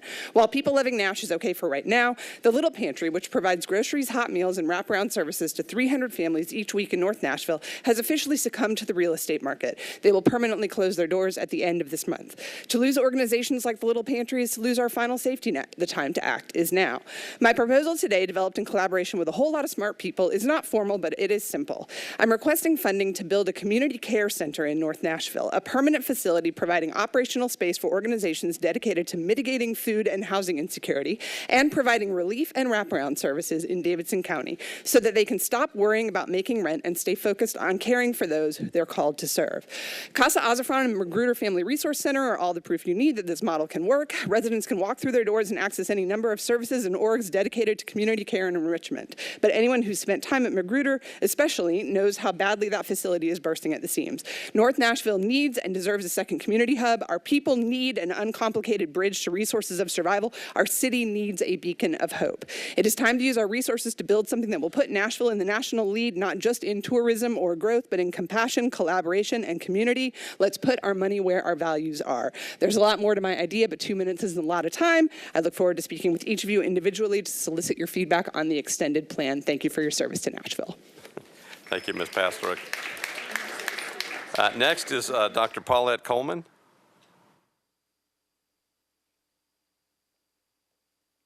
Welcome, Dr. Coleman. Thank you. My name is Paulette Coleman. I live in Bellevue, District 35. I want to express my appreciation to the members of the council for your commitment of your time and talents and sometimes your treasure and also your personal sacrifices. As you know, I'm here to talk about affordable housing. And I'm very, very concerned, and there is a need to be very intentional and proactive about ensuring that our city has housing available at all price points for homeowners and renters.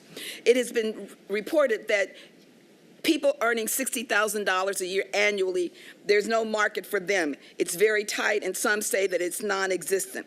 What are the solutions? We have been asking since 2015 for an office or a department of affordable housing. There has been some progress. We now have a director, the two people who were in the mayor's office, and now there's an opening for a new policy and data analyst. There's also $500,000 for a comprehensive housing plan. We can't just go helter-skelter. We have to be very, very systematic. We have to set priorities, and we have to have solutions. And we're very thankful and appreciative of that.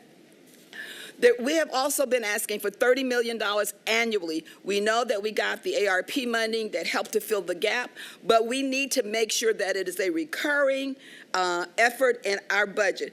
We can do this. We can work together. We can make Nashville a model. There are too many people in our community who feel left out and forgotten in spite of our city's phenomenal growth and development. Let's work together. We are thankful for the incremental progress, but we don't have another 7 years. We've got to solve this problem. Thank you. Have a good evening. All right. Thank you, Dr. Coleman. Next is Mr. Jesse Call, representing the Continuum of Care Shelter Committee.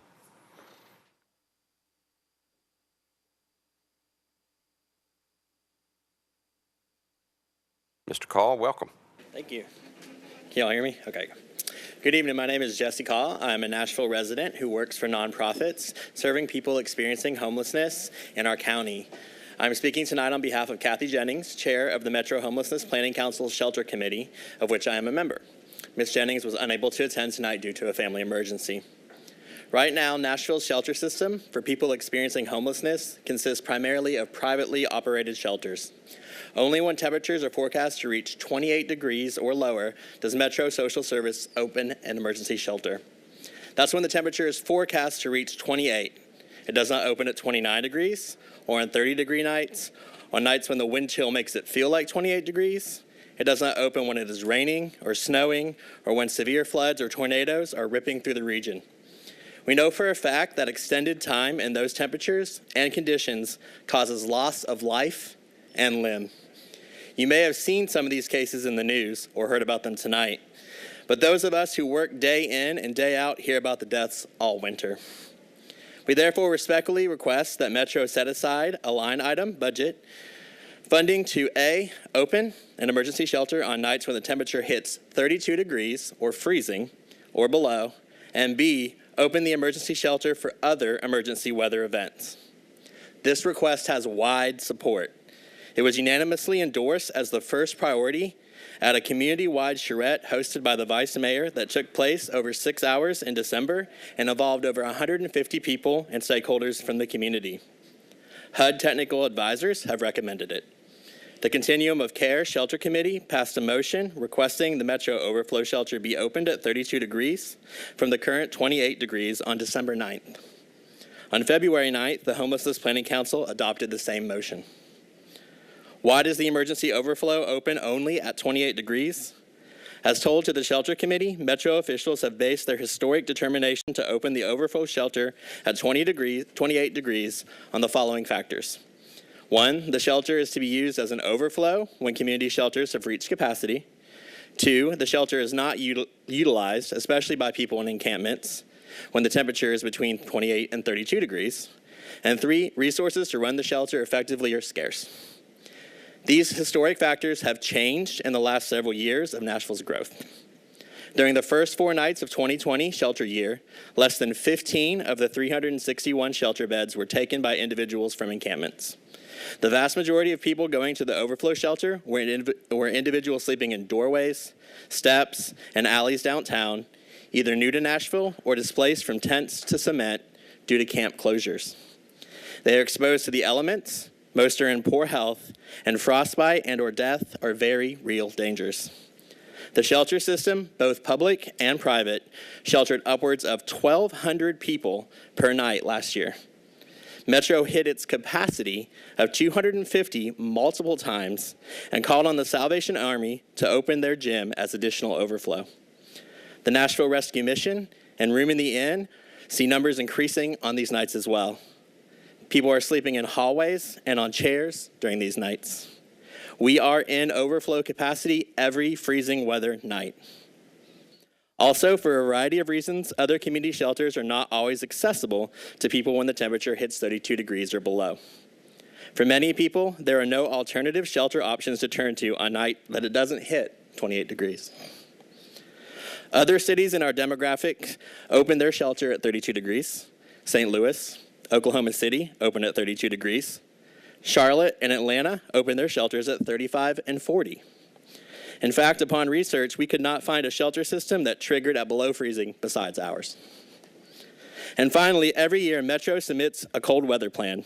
On page 4 of this plan, for the last 3 years, has been a paragraph inserted regarding an RFP, or request for proposal process, that Metro should develop a plan to contract a community-based agency to provide for the overflow sheltering each season. The cold weather shelter will then work with Metro Social Services to determine the budget and requirements for an RFP and submit this proposal to the mayor's budget in time for the budget process. Applicants will be required to demonstrate capacity to conduct shelter and provide appropriate levels of service and space. Metro should maintain the option to not award the bid if a qualified applicant and application is not submitted. Despite this language being included in there, this RFP has never happened for the last 3 years. We respectfully submit that a specific line item budget of at least $500,000 for the shelter to open at 32 degrees and on other emergency weather nights is necessary for Metro to offer this RFP. Minimizing the number of preventable deaths, frostbite, loss of fingers, toes, and limbs, hypothermia, and hospital visits should and can be the position of a trauma-informed, prosperous city like Nashville. Thank you. Thank you, Mr. Call. Next speaker is Mr. Joseph Mitchell.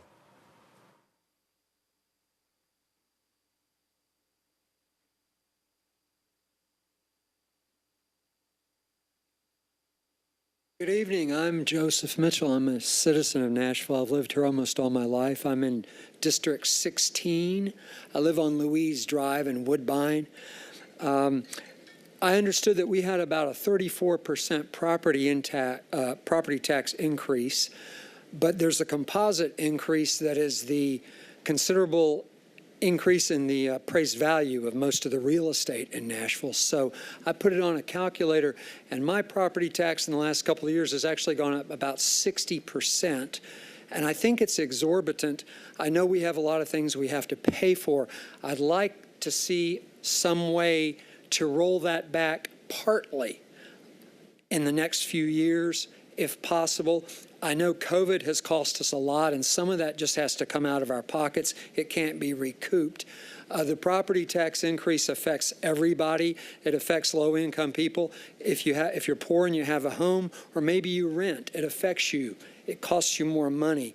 One suggestion I thought of that might help us long-term is if in some services we could plan and provide for doing more stuff in-house instead of contracting it. Two examples are our trash pickup, which we've had trouble with. We could do all of our own trash pickup if we geared for it. I'm a professional groundskeeper and landscaper.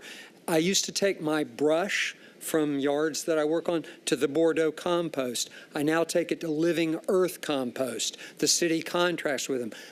I don't want to put anybody out of work, but the city could take over those facilities when Living Earth's contract is up and probably render it long-term at a lower price because we don't have to have the profit margin that private companies have.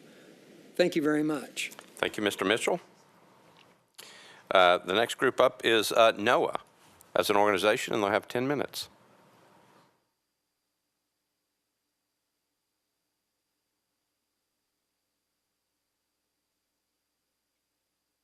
Thank you, Mr. Chairman, members of council. I am Joe Engel, United Church of Christ minister. I am in District 1, and I'm a member of the Criminal Justice Task Force of NOAA. Last spoke to you last June to talk about our project HEALS. You may recall that HEALS is a mental health crisis response involving an EMT and a mental intervention worker, a crisis intervention worker. It is community-based. It is not top-down. We model this on Cahoots, which is the leading model in the country. It's been in Operation Cahoots 32 years. Here's a stat for you. 24,000 calls for Cahoots. Of the last 24,000, they needed police on 175. If you need police on these calls, you can call them. Our people would have a little radio on their collar, press the button, the police will be there right away. When I spoke with you last year, I was a patient man, and we were all learning about this. Frankly, my patience is gone. We've had 2 people killed this past 2 years for mental illness, preventable deaths. Mr. Estep being the last. Let's hold Mr. Estep's model up to look at, not to cast blame, but to analyze and to look what happened and what should have happened. What happened was police were called because Mr. Estep was walking along the interstate with a box cutter. Why were police called? Because we had no adequate program to respond to Mr. Estep. So they came. Part of HEALS is you train 911 operators to identify these calls and then call HEALS. HEALS should have been in existence. It should have been called, and a mental health crisis intervention worker would have talked to Mr. Estep, even though he had a box cutter. Cahoots responds to people who have box cutters and knives. The reality on the streets of Nashville, people are mentally ill and they have knives. You can't refuse to treat them just because they have knives. You have to be adequately trained to respond to these situations. So that's Mr. Estep's example number 1. Number 2, after you get the call identified and you get the people out to respond and they intervene, the next step is to transport them. And this is how you do this. You have a van, a white van. It has a dove piece on the side. It's clearly named HEALS. There is no police presence at all. It's totally de-escalating. The people who are responding are in civilian garb and they have HEALS on them. So there is no escalation. When police respond to these calls, they don't mean to, but they just immediately increase the escalation because of their presence in a marked car and a police uniform. It's not the way to respond to mental health. So we know these things, we've learned these things. And I said I'm out of patience because I am. This model works. It's worked for 32 years in Eugene. It's working in Denver. It's working in Madison, Wisconsin. It can work in Nashville. Now, We're going to submit this in the mayor's budget, but I'll be honest with you. The mayor's not going to fund this because he's wedded to models that are not working. They're not bad models, but we have 2 dead people in the last 24 months. They're not adequate models because we don't have the right model and the right training. If you don't have the right model and the right training, you're not going to adequately address these situations. And the notion, which is mind-boggling to me, that a mental health worker has to have a policeman to respond to a mental health crisis call is mind-boggling. That's simply not the case. The data is clear. 96% of the partners in care calls that were responded to in the first quarter, there was no arrest. There was no need for an officer to be there. Frankly, in a mental health crisis, there should be no arrest unless there's violence. When a HEALS person responds, we're not responding to take away people's liberty. We're there to help the person. We're there to let them know that their rights will be protected and their needs will be met, not to incarcerate them or put them in a position that they feel uncomfortable. So we have HEALS before you. We're going to try to put it in the mayor's budget. Frankly, he said he's not interested. So it's going to be coming back to you. 17 of you last year voted for HEALS. I hope that you will see that this crisis is continuing in our city and that there is a model that can respond to this need and that HEALS is it, and you will have the courage to once again vote as you did last year for it, and also join the other 17 to get us over the number we need to implement this. We cannot wait another year. Finally, I want to thank Council Lady Allen, who's been working with us on this. She has a narrative of the HEALS proposal. It's only 3 pages long. Ask Council Lady Allen. She'll be glad to give it to you. I want to thank you for your time and your support, and let's stop these needless killings. Thank you. All right, thank you.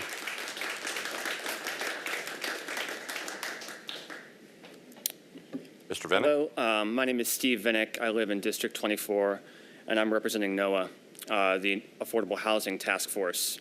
I'm also speaking as part of my day job in which I work in disaster recovery. As you know, we've had 2 FEMA-level disasters here in Nashville in the past 2 years. We recently celebrated the 2-year anniversary of the tornado, March 2020 tornado, and we will be celebrating, or rather not celebrating, the 1-year anniversary of the March 2021 flood in South Nashville, which kind of flew under the radar a little bit and didn't get quite the attention it deserves because it impacted a lot of people. In our work doing case management for disaster survivors, our primary goal is to help people get rehoused. That is what happens when people lose their homes, when their homes are not able to be lived in due to a disaster.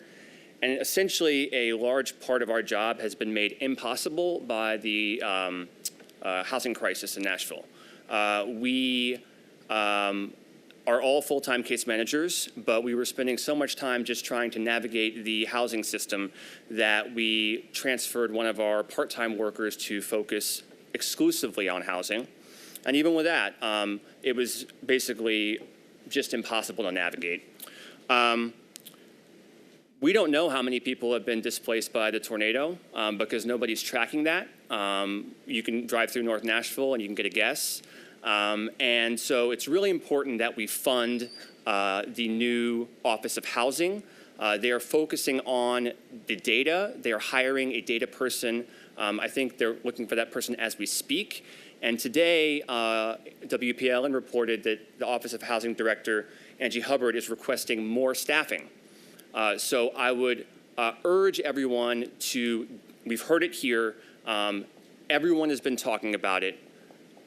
We need to make housing a #1 priority in Nashville, okay? It's past time. It's affecting everyone. And, you know, last year we took a big step in creating a Department of Transportation in Nashville, which is a great thing. We needed that. You know, after housing, probably the thing people complain the most about is traffic, okay? That was 49 new positions. We have an Office of Housing with 2, okay? 2 new positions. They're transferring the 2 from the barns. We need more. This is a crisis, and it needs a crisis-level response.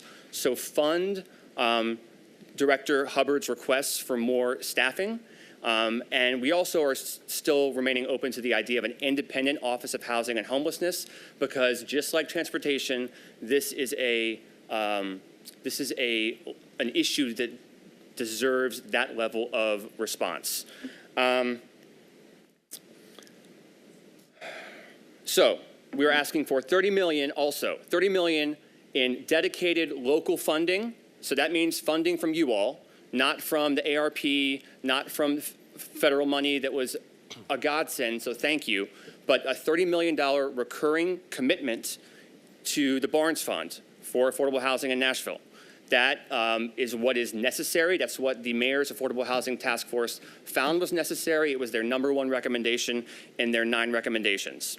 So we urge you to do that and to make it sustainable, so you're not having to debate this every single year. $30 million. More staffing for the Office of Housing. And also support services to help the unhoused who have been put in temporary supportive housing for the last year, thanks to federal money. That is going to be ending soon, and we need to find a solution for it. Otherwise, those people will be without a place to stay again. This is a crisis, and it's time to address it. Thank you. Thank you, Mr. Vanek. All right. I know Ms. Waller, I think, spoke before. Is anybody here from the Hope Station? All right. Mr. Yates, Nashville Firefighters and Fire Employees Association, Local 140.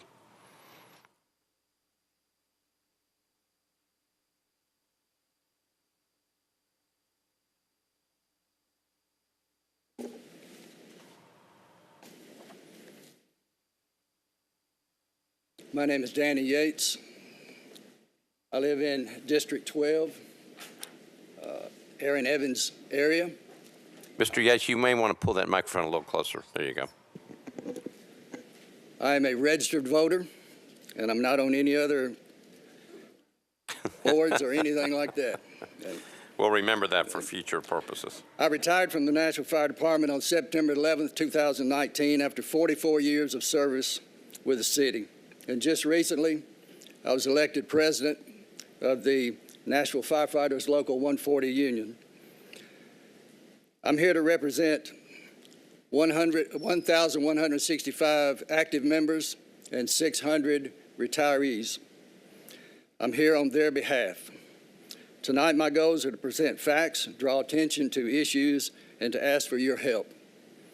I'll speak on 3 general budget-related issues that are all linked together and very important to the members of the 140 and to the NFD. Issue number 1, the growth of the NFD versus the growth of Nashville. The NFD operates 24 hours a day out of 39 fire stations with fire and EMS personnel. The last addition to the total number of stations was Station 39 in 2001. That was 21 years ago. That means the growth and the service expansion of the NFD has been stagnant while the population growth of Nashville and Davidson County has ignited.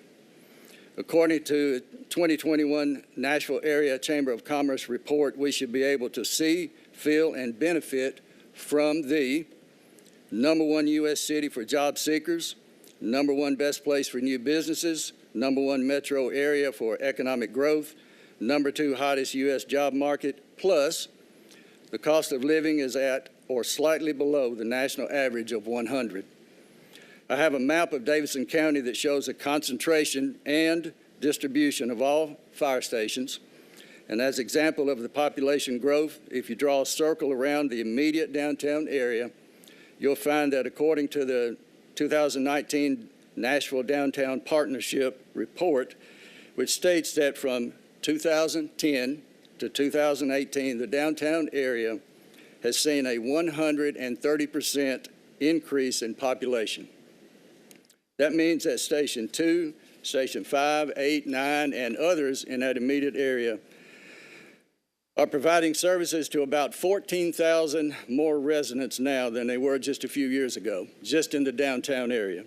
My request on issue number 1 is that you look at the population growth in new construction and support Director Chief Swan and his work with General Services in expanding our stations to better serve the community and more evenly distribute the workload to all our dedicated NFD employees. Issue number 2, frontline and emergency response apparatus. The NFD operates with 39 engines, 12 trucks, 4 rescues, 28 medic units, several special operations, including boats and numerous support vehicles. When I say frontline apparatus, I want you to think about a starting lineup. And when I say reserve apparatus, think of them as substitutes, second string, backups, or bench warmers. If any frontline apparatus can't respond for whatever reason, the reserve apparatus must be ready and capable of taking its place until the frontline apparatus is repaired. There's a problem right now in the NFD with reserve apparatus being ready, capable, or even available to replace a frontline apparatus. That means that very frequently there are times when the bench is cleared and there are no reserve apparatus to replace the frontline apparatus. When this occurs, the NFD is forced to utilize whatever other types of vehicles might be available. My request on issue number 2 is that you study the ramifications to the individual citizens and the whole communities when no reserve apparatus is available, and the hardship that NFD employees endure who have to drive and respond in all of these apparatuses. I also ask that you support Director Chief Swan and his work with General Services Fleet Management in developing a short, mid, and long-term plan to keep all of our frontline reserve apparatus in safe and working order according to NFPA. Issue number 3, minimum staffing with 4 personnel. In 1975, my career began with assignment with Truck 7, 320 Joyner Avenue off Knowlesville Road in Woodbine. Truck 7 was always staffed with 4 people every day. Sometime in the late 1970s, the city and NFD expanded and annexed all the private fire departments around us, like Inglewood, Madison, Whites Creek, and other places like that. Sometime in the 1980s, fire apparatus daily staffing was reduced to a minimum of 3 personnel. I'm going to assume that that reduction was a result of the expansion and a way to distribute people in different places. Studies show that the optimum minimum number of personnel staffed daily for any fire apparatus is 4. Simply put, 4-person crews are capable to manage fire events faster, safer, and more efficiently. My request on issue number 3 is that you support Director Chief Swan in his efforts to daily staff all fire apparatus with 4 personnel. Thank you very much. Thank you, Mr. Yates. Or Rodney Baldwin? Mr. Baldwin?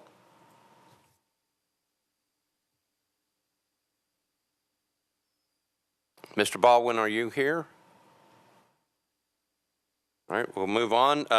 Metro Nashville Education Association.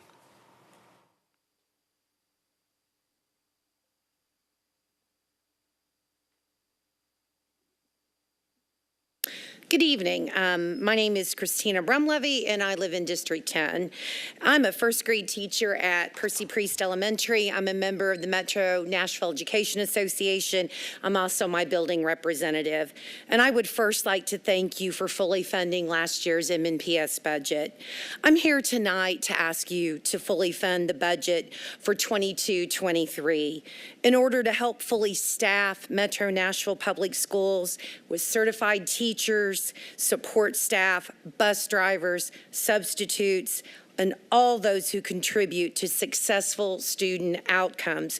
We are in need of, but not limited to, the following: cost of living adjustment of 5.9% to keep pace with inflation and the high cost of living in Nashville. Longevity pay for those who are at the top of the salary schedule. Retention bonus for school-based staff who remained with Metro Nashville Public Schools through the pandemic. Increased subpay. We need to retain and attract substitute teachers to cover classes. We have lots of classes that are not covered when teachers are out, whether it's through absences, through sick leave, or for professional development that is very important in supporting student outcomes. We need to attract teachers to our district to make sure every student has a certified teacher in the classroom. We need these to be funded to provide necessary staff to improve those outcomes. Please support and fully fund our Metro Nashville Public School budget request. Thank you.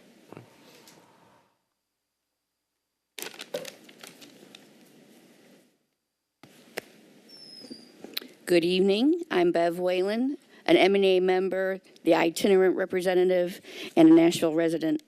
I'm supposed to be on spring break, watching old movies, but I also want to address you, the people who fund our school system. So right now, I'd like to combine movie recommendations and funding goals to help the students of Nashville. First, I keep thinking about the educators who are sticking around during these unprecedented times. Political forces are attacking public education, and we have been enduring a global pandemic.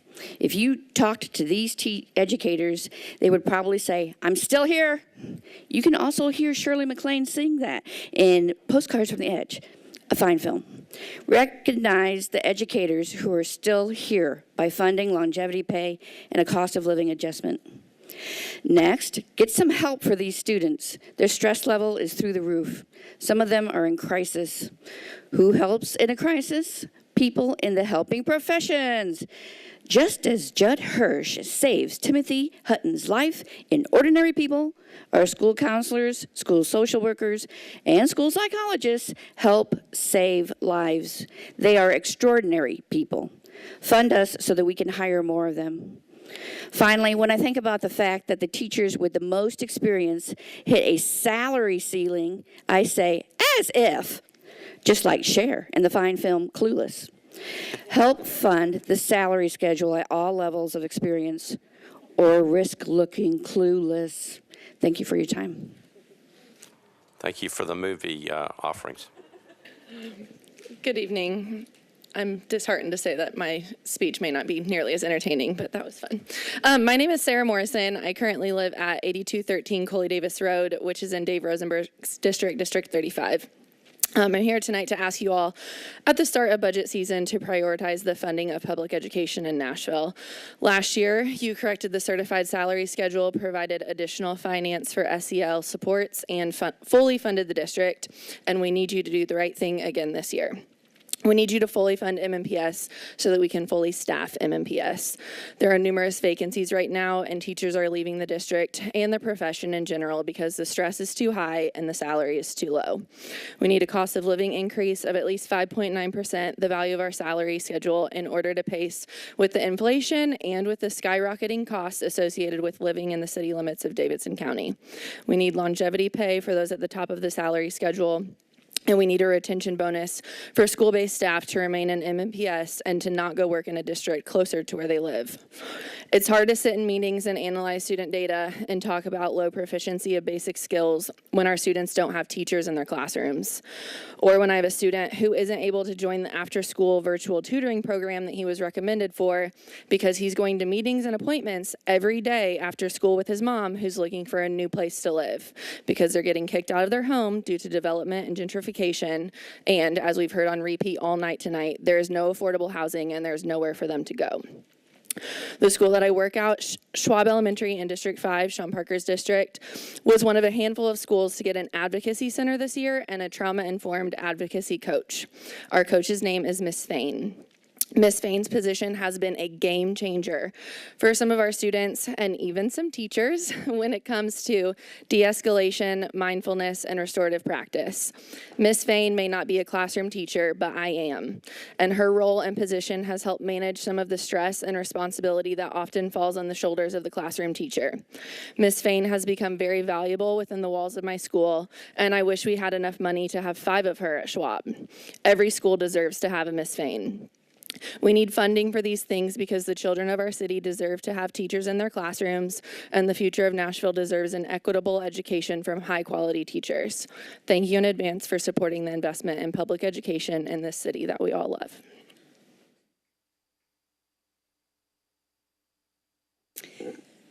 Greetings, Vice Mayor and Metro Council members. My name is Michelle Sheriff. I am president of Metro Nashville Education Association and a 29-year veteran of Metro Nashville Public Schools.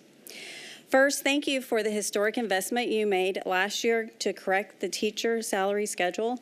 We hope that you fund the pay study for our support staff. It's desperately needed. Thank you for fully funding the budget last year and investing in some social emotional supports for our students. I'm here as an educator and a resident of Davidson County asking you to do even more. Our students are suffering due to the lack of staff in schools. We do not have enough teachers in classrooms, substitute teachers, paraprofessionals, bus drivers, and other school-based staff to support students and meet their needs. And we're not talking about we don't have enough positions. We have the positions, we don't have the people in the positions. So we have the vacancies. When people are out, there's no substitute teachers to fill those spots. So it's a huge burden for the students and the staff in the school to shuffle kids around every day. It's also a safety issue of not having enough adults in buildings to supervise the kids.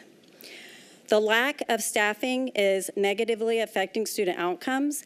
How can we continue to say our students are reading below grade level when they don't have a teacher to teach them how to read? How can we continue to say students graduate and are not college and career ready when every year they have classes where they don't have teachers, year after year? So I'm not going to repeat the budgetary ask. You've heard that. You've heard all night about students, how we have a problem with hunger in our city, homelessness. We have students who are new to the country.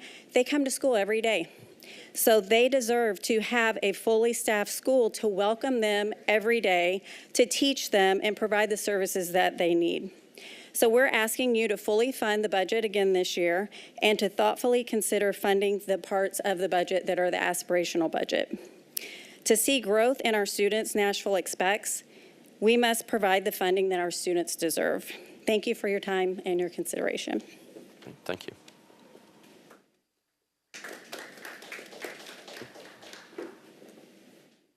All right, next is Miss Mary Bird. Miss Bird, are you here?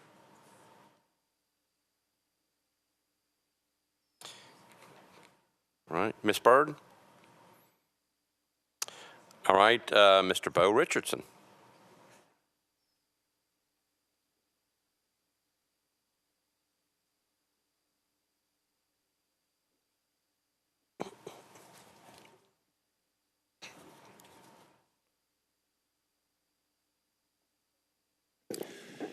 My name's Bo Richardson. I live in District 23. I work in District 16. And I want to talk about a way you might be able to save some money. My friends and I often see the large buses of WeGo running down West End and even on Nolensville Pike with such limited ridership. It just seems inefficient. There's got to be a way to right-size the buses that are being used in Nashville until the ridership increases. If there's a way you can save some money there, it sounds like there's a lot of ways you need to spend money. I hope you'll consider that. Best of luck to you in your challenging work. Thank you. All right. Thank you, Mr. Richardson. Jeremiah Wooten.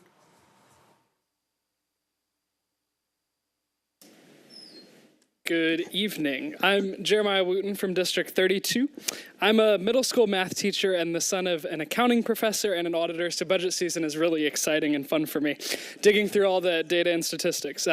One section that sticks out to me from the Mayor's Office of Performance Management was the cost monitoring section, which actually breaks down how much money is spent per day or per user on several services, like schools, parks, libraries, public transit, and housing. For example, the average annual cost per bus rider on WeGo in 2021 was $18.43. Pre-COVID, that number was consistently under $10, which seems like a really good deal for us. For schools, we spend about $68.71 per student per school day. Again, Sounds like a pretty reasonable deal. But recently we heard the Titans need a new stadium. So I was curious, how might that per user cost compare? So I am a math teacher, so I did some math. If you take the $2 billion projected cost of the stadium, divided by a 30-year term of the lease, divided by 1.2 million people who attend events at Nissan Stadium each year, you get about $55.56 per user per event. But who does that subsidy go to? Many of the attendees at Titans games, concerts, other events live in neighboring counties. They don't contribute to our property taxes, which account for the majority of our revenue as a city. And they claim sales tax will make up the gap, but the vast majority of our sales tax revenue, we know, goes to the state, not to us. As we work on the budget, let's make investments that make life better for our citizens and stop prioritizing investments for tourists, whether those tourists comes from 1 county away or 1,000 miles away. Let's spend our revenue subsidizing transit for our citizens, schools for our citizens, housing for our citizens, parks for our citizens, libraries for our citizens. Thank you. Thank you, Mr. Wooten. All right, so we now have some extra time, so we're going to start going through the wait list. Mr. Gaston from the Civic Design Center, and I believe you've asked for 5 minutes. Gives us more time, all right? Thank you, Vice Mayor Schulman and Metro Council members. My name is Gary Gaston. I live and work in District 19, and I serve as the Chief Executive Officer of the Civic Design Center. Our organization has worked for over 20 years advocating for civic design visions and actionable change in communities. We are here to support a budgeting process and capital spending plan that fundamentally seeks to improve quality of life for all communities, particularly those underrepresented. As Nashville experiences explosive growth, a major complaint that we are all hearing is that this growth is not positively lifting everyone, and that some of the growth seems to support outsiders and tourists rather than current community members. It is so critical that we are representing and reflecting our local identity. First, if we shape a community into one that supports all of its residents, then we have created a place that people will want to visit. Last year, in correspondence with our 20th anniversary, we updated our organization's guiding principles that originally were created as a part of the Plan of Nashville process in 2004. Those original principles were a product of the priorities of hundreds of community participants all over the city, and we are still advocating for them. You probably all noticed you have a copy of principles that were put on your desk, and I would welcome the opportunity to meet with all of you individually in the coming months to discuss how you can utilize these in your council district. Rooted in community engagement and participation, our updated 12 guiding principles and their underlying goals represent key factors that should be prioritized in planning, design, and development practice in the city. All 12 of these guiding principles can be utilized in the community design process and are represented in the many projects that are funded each year by Metro and built in neighborhoods all across Nashville. Undoubtedly, the two most important critical challenges ahead of our city as we move forward are affordable housing and transportation, and you have heard extensively about affordable housing tonight. I won't go into that, but I deeply endorse everything that people have said about the dire need for financial support for affordable housing resources in our city. One principle I would like to focus on is one that's develop an equitable and desirable transportation infrastructure. We strongly support the robust funding of WeGo and the National Department of Transportation projects that focus on pedestrian safety, public transit, sidewalk, and cycling infrastructure to help achieve this principle. But we also know that without dedicated funding for transit, we are decades behind other peer cities in our transit development and infrastructure. We encourage the continued discussion within the Metro Council, the Mayor's Office, and the citizens of Nashville on how to achieve this critical dedicated funding goal in hopefully the near future. Another area in which the Civic Design Center is focused and works with communities across the city is represented in the principle expand park and greenway systems to be comprehensive and interconnected. Through COVID-19, we know now more than ever the critical importance of successful parks and open spaces where we can gather and enjoy the outdoors. All communities across Nashville should have access to parks and open spaces, which is a stated goal of the Parks Master Plan to play. Over the past 8 months, the Civic Design Center has been working closely with the Metro Parks and the community of Madison to realize a new park located on a vacant lot next to the Madison Library and 50 Ford that will provide a critical new central park space for this entire community. This new park at Madison Station Boulevard will create a neighborhood center for Madison, serving a diverse community of people from young to young at heart. It is also located adjacent next to the city's most used bus stop and will greatly enhance safety and livability for transit users as well. This was an innovative approach to creating a new park space. The Civic Design Center worked hand in hand with a local landscape architecture firm, HDLA, the Parks Department, and funding was provided by the Memorial Foundation and the Metro Parks Foundation, and through the stewardship and leadership of Councilmember Nancy Van Rees and Council members Benedict, Hancock, Gamble, and Young, all 5 Madison council members. This process came to fruition at a really rapid pace for our city. The residents of Madison have participated in numerous community engagement sessions and have endorsed a schematic design plan for this park. And the final step is to allocate the funds for its construction. This new space will ultimately address a park deficiency in Madison as outlined in the Plan to Play master plan. We look forward to replicating this model of park and open space development in other communities across Nashville that are currently deficient in open spaces in the coming years. I want to thank you all for your consideration, the time that you spend doing this, and all the wonderful work that you do. Thank you very much, and have a good night. Thank you, Mr. Gaston. Kevin Warner. Mr. Warner. Kevin Warner, Music Row, Berkeley Allen. Thank you very much for endorsing this session tonight. My thoughts crystallized on what to talk about tonight when I was driving down here, and I saw 3 incredibly stupid, selfish scooter riders blasting right through the red light, their red light in front of me. Now, the only reason one or more of them is not a pancake now in the emergency room is that I was quick on the brake and I pay attention. So what I'd like all of you to consider is dedicating some money to the appropriate departments, if it's Nashville DOT, if it's the police department, wherever it is, so that the rules and laws that already exist, most of them probably came from positive votes in this chamber, to enforce those rules. This is not new legislation. This is not backbreaking, mind-bending. We got, oh, how do we do this? Just put the money where it's needed to enforce the rules that already exist. Party boats, party vehicles, scooters, motorists. Red lights are no longer absolutes. It's like, oh, would you please stop here? Okay, we've all seen it. This is not a mystery that I'm describing to you. I know there are departments that have enforcement personnel. Your job, my request, find out where they are, how many more bodies do they need. We know the police department wants absolutely nothing to do with enforcing many of these moving violations from scooters, party buses, and cars. They don't want any part of it.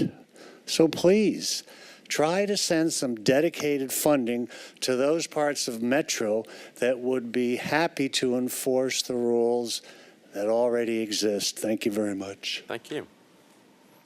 Next is Mercedes Vokes. All right.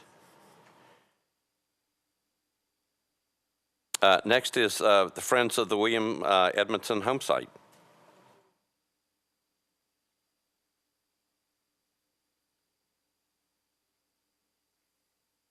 I think you've got 6 minutes. Go ahead. Yeah, thank you. Thank you, Vice Mayor Schulman and members of the council. It's good to see all of you again. Many of you were with me back in 2018 and supported our efforts to save the home site from sale. My name is Mark Schlicker. I'm a resident of District 27, and the nonprofit that I serve serves District 17, Colby Sledge's district. I want to start with a story of a poor kid who loved libraries. He was the second oldest of seven, actually, and His dad worked all day, came home, his mother watched the children. After dinner, she went off to work in the evenings. They wore hand-me-down clothes. They didn't have anything extra for vacations or Disneyland or anything that had a admission price attached to it, and that included the Scholastic Books Fair. There was no money for books. So the library was one place where this child could escape into a place of wonder, a place to lose himself in science fiction novels or detective fantasies where kids solved mysteries, or nonfiction books that told the rich history and culture of far-off lands. Well, I was that kid. Maybe you were a kid like that, but obviously there are hundreds of thousands of kids like that in Nashville, and we've heard a lot about the pressures that families are under and the equity that is lost when there are housing pressures, and it all fits together, doesn't it?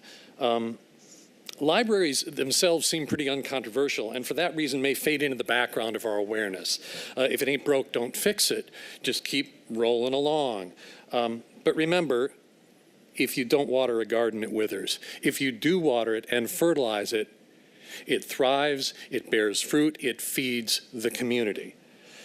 Libraries are obviously important to serve the public today, kids and adults, but they also provide a legacy, a safe and nurturing place for children and teens to ignite their passion for learning, to fan the flames of discovery that start out in school. In other words, they're impact multipliers for schools and that school's budget. They're an inherent agent to promote educational equity, to provide access to digital learning and access to materials that level the playing field for children whose socioeconomic status limits their access to enrichment from other sources like museum memberships or other things that Nashville has to offer, but at a cost. Our library system is award-winning in its service delivery on a national level, despite being underfunded compared to sister cities. It's staffed by competent, motivated, creative, resourceful, caring staff, and their leadership, quite frankly, I've come to learn, is world class. That we should be proud of the people that serve us in our library system, and I think we should reward them in the budget for the job that they do. I want to talk briefly about the Edge Hill branch in particular, but much of what I say applies to all the branches and the services they provide. You may know that the Edge Hill branch is the smallest freestanding library building in the Nashville Public Library system. It was built in the 1960s. There are others such as Thompson Lane that are in sort of a similar predicament. Their facilities are out of date. They're undersized. And despite being long overdue for replacement, it continues to serve honorably a community that relies heavily on it. The MDHA Edge Hill Apartments residents make heavy use of the branch, as do members of the community all across that neighborhood. Their after-school and teen programs have the highest utilized per capita in the NPL system. Now, meanwhile, Edge Hill is one of those neighborhoods that continues to grow at a pace that is outpacing even the projections of Nashville Next in the planning department documents. Within a very short number of years, there's expected to be at least, correct me if I'm wrong on this, Colby, at least 3,000 or more new households within roughly a mile of that Edge Hill branch. Continuing to support and expand existing capacity and programs is certainly important. You know, curb service wasn't able to be offered at the Edge Hill Library branch. And some of these other smaller branches. When libraries reopened, the temporary funding that you helped provide extended reopening to Fridays at this branch and others. But it was only recently that the go-ahead to reopen on Saturday at the Edge Hill branch was approved and the funding was found within the existing budget. April 9th, we're going to celebrate the Edge Hill branch. Y'all come out because we're going to have a party in the parking lot to celebrate Saturday hours and to invite people back into the branch. 4 years ago, I came before you along with many other community members, to ask you to save the William Edmondson Homesite Park and Gardens from sale to private developers. You listened to the voice of the community. You did the right thing. We, as most of you know, went to the community and with the community came up with what we call the Higher Vision Master Plan. This is our guiding document of our organization, and we've talked to many of you about this. I want to thank the Civic Design Center for their work on this with us as well. Not only the operating budget, but when you think about the capital spending plan, and Colby has put into the capital improvement budget a new Edge Hill Branch Library, holy cow, the linchpin of our plan is that library. I will send to anyone who would like a copy of the master plan if you haven't seen it, and I thank you for your time, and please support the library. Thank you.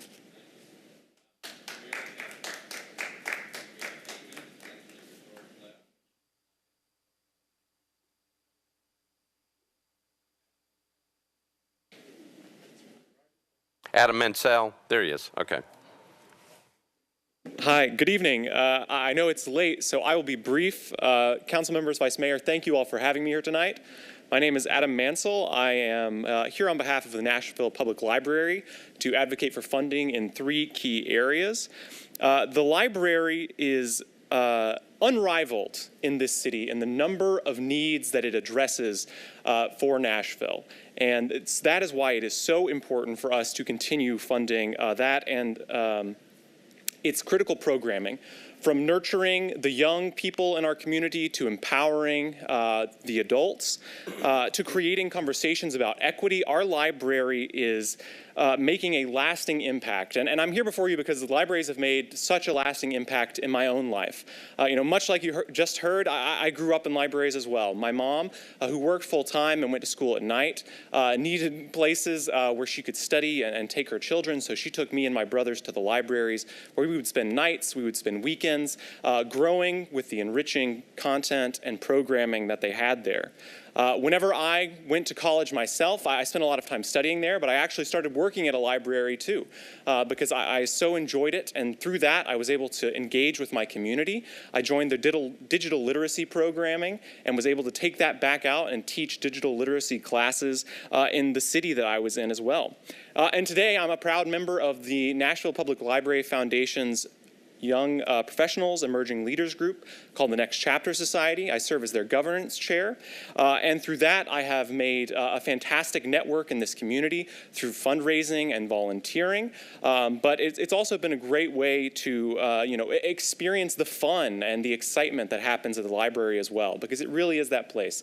My favorite memory was 2 years ago at the Picnic for the Library. If any of you have been, you may have recognized me dressed as Arthur the Aardvark there. It was in a big mascot costume, but that's just some of the amazing programming that we have available in our community. Overall, the library has made a huge impact in my life. That's why I'm here advocating.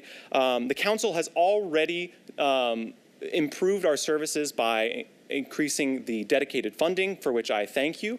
But there are ways that we can continue to improve and to increase. And I'd ask for funding in 3 critical areas. The first would be to increase hours in key branches, including my branch. I live in District 19, so the main library downtown, to ensure that our communities who need it most have increased access to the library. Second, I would ask that you consider additional support staff to ensure that our patrons with differing needs, such as those that are hearing impaired, have equal access to all of the library's programming and collections. Finally, I would ask that you consider additional funds for one of the library's cornerstone programs, NASA. NASA was created to provide tweens and teens with a safe, enriching environment immediately after school. The program is looking to expand this over the summer to ensure that all of our community's youth have a safe, enriching place to spend their summers. By supporting these 3 key initiatives with the library, we will continue to support access and equity for all Nashvillians. Thank you so much for your time. Thank you. And did you say Arthur the Aardvark? That's right, yes. The show just concluded. If you haven't seen the finale, it's quite heartwarming. I'm trying to remember if I've actually seen you walking around as that. Yeah. Right. Thank you again. All right, so I believe we have We have like 4 minutes left. Let's see if anybody else is still in the audience. Stand Up Nashville? Anybody here from Stand Up Nashville? All right. College Bound Athletics? Anybody here from College Bound Athletics? All right. Greenways for Nashville. Greenways. Well, then I've got one slot left. Kathy Parolini. Ms. Parolini, are you here? Did I miss anybody who's still sitting out there? All right. I believe that's it. That's all I've got on the list. Did I miss anybody? All right. Thank you all very much. I'm going to go to Councilmember Allen. You're recognized. Thank you, Mr. Vice Mayor. I want to thank all the people who came, although they've all gone home where they could, and I also want to thank the council members for being good listeners. A number of people have thanked us for this opportunity. We know that because of COVID, we've done this kind of late in the season, but maybe we've learned something from this, and it will improve our budget process in the future. I do want to respond to the many great nonprofits that spoke. There is a new process for nonprofits to ask for funding through the departments that they would most complement the work of, and that is available on Hub Nashville. That just opened up like yesterday. So if you go to hub.nashville.gov and look in those boxes under other services and forms, there's a place where you can click on that and then describe which department your mission aligns with, and then they will follow up and talk to you about whether you can provide services that they need to provide to the public better than they can. So it's a new process. We're trying to be more systematic in the way that we respond to nonprofits and connect them with the people that can use their services. So I would ask all the council members, we've got a one-pager that's going to come out tomorrow that we'll provide to y'all, if y'all would then push that out to nonprofits that you know about. In a perfect world, this is information that will quickly be then used to respond back to departments, hopefully in time to be included in this year's budget. Again, this is something new, so we'll learn as we go along. But if we can get those into the departments, then that may be stuff that can be included in this year's budget, which as we finish up American Rescue Plan funds that are currently carrying a lot of things, we need to figure out which nonprofits we can then support through the Metro budget. So I want people to be aware of that option. So again, just a reminder, what we've done here is to give us the opportunity to hear what's important to the community. We will be having budget work sessions in June. So we now have 3 months to do homework on if this is something that we heard that's important, how can we make it happen? How much money would it take? Rather than having just exactly 10 days to try to respond to those things. So we will again have the public hearing as required by the Metro Charter in the middle of June, and then we'll have a very short window to respond to it. So I hope that people will take advantage of this additional time to learn as much as you can about the needs that may already be in the budget. The mayor has been hard at work on the budget. He's aware of many of these things that are important to the city, but he's got a different process. This is for us, so I hope y'all will take advantage of it. And thank you again for working with me on this opportunity. And that one-pager will be coming out tomorrow with the information about the nonprofit hub application. All right. Thank you, Councilmember Allen. All right. We are now ready for consent resolutions and resolutions. Let me tell you what has happened. We have a consent calendar, but we did not have a quorum for public health and safety. Pursuant to Rule 40, we have to have we have to have all committees in on the resolutions. We're missing, there's about 10 that went to public health and safety. We do not have a committee report, but we do have a committee report from the budget committee on those same. So if you would like, we can move to suspend Rule 40 and take these resolutions up on the consent calendar with one committee report. That's up to you. Okay, so I got a motion to suspend the rules. Any objection to suspension of the rules? The rules are suspended. Okay, we are ready to take all these matters up We just suspended Rule 40. Here are the items on the consent calendar.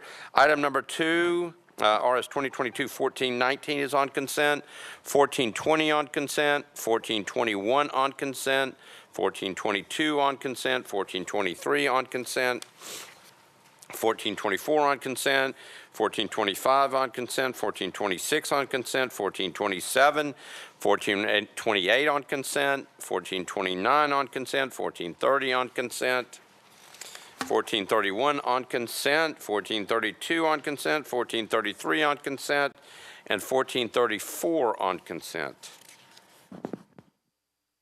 Okay, none of the resolutions were. The rules, okay.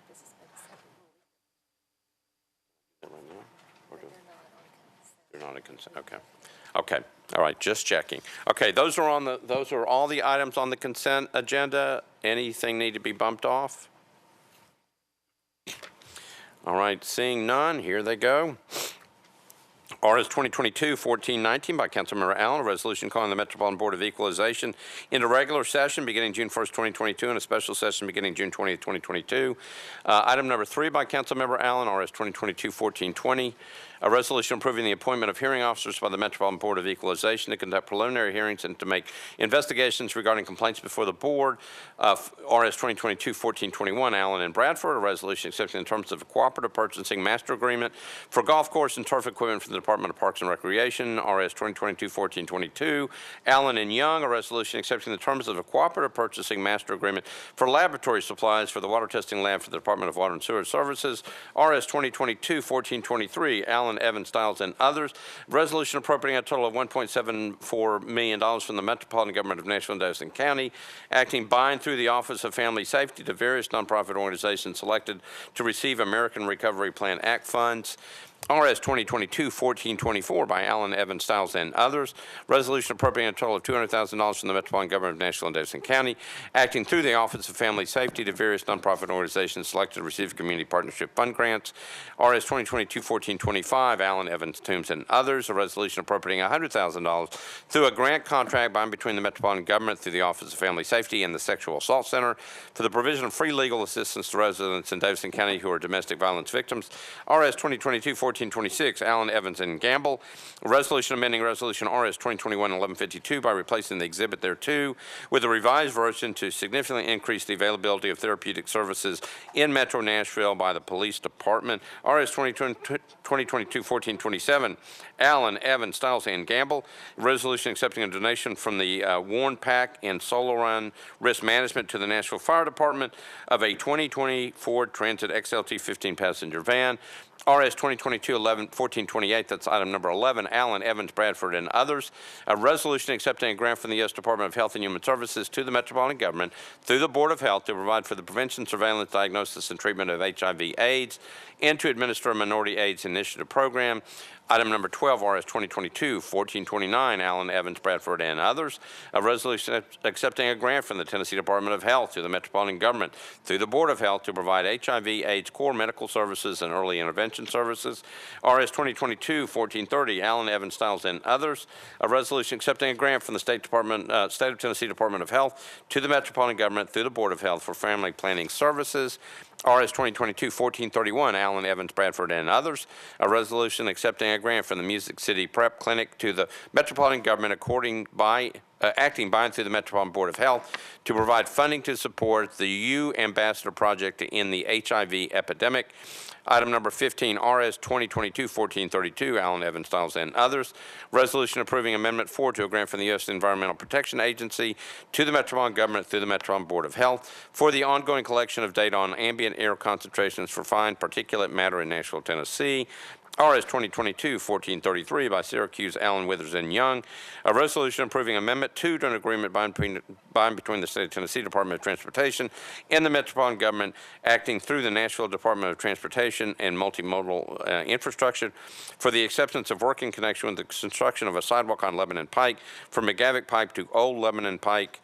RS 2022-1434, item number 17, by Gamble, Allen, Withers, and Young, a resolution authorizing the Director of Public Property Administration or his designee to exercise an option to purchase a certain parcel of property located at 0 Gannell Drive.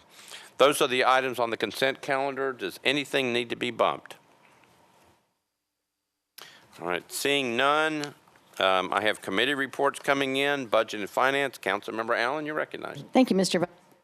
There we go. Sorry. Thank you again.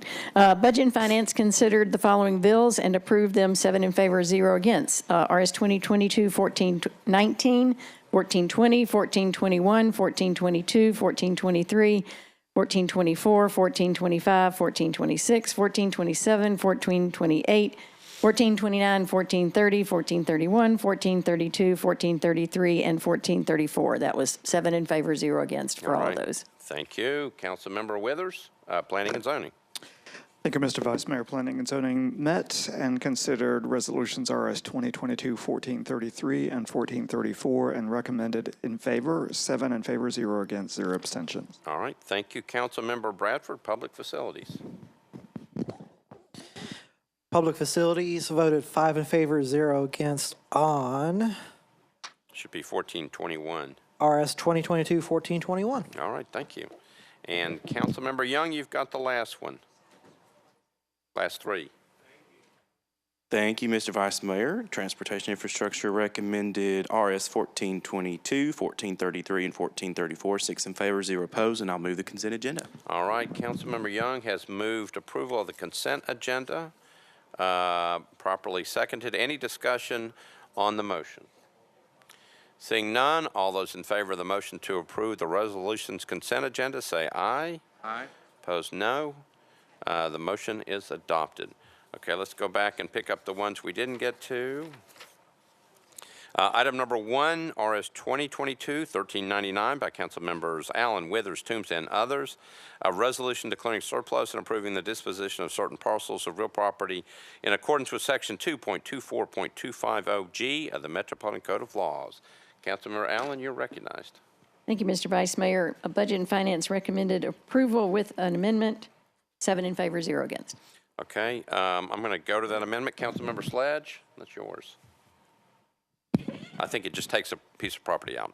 Yep, that's all it does. So I'd move that amendment. Okay, so Councilmember Sledge moves the amendment on RS 2022-1399, properly seconded. Any questions on the amendment? Seeing none, we're ready to vote on the amendment. All those in favor of the amendment say aye. Aye. Opposed, no. Amendment's adopted. Councilmember Allen, back to your resolution as amended. Thank you, Mr. Vice Mayor. I move the resolution as amended. All right, so Councilmember Allen has moved RS 2022-1399 as amended, properly seconded. Any discussion on the resolution? Seeing none, all those in favor of the resolution as amended say aye. Opposed, no. You adopt.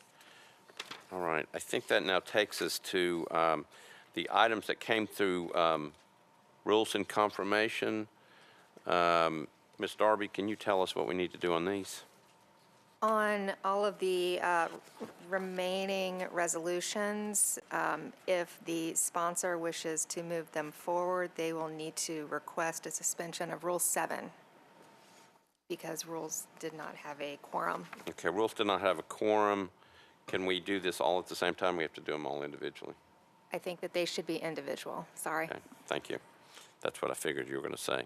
All right, we are on RS 2022-1435 by Council Members Hurt, Vercher, Gamble, and a host of other council members. A resolution honoring the life of Nashville community leader Marilyn Robinson.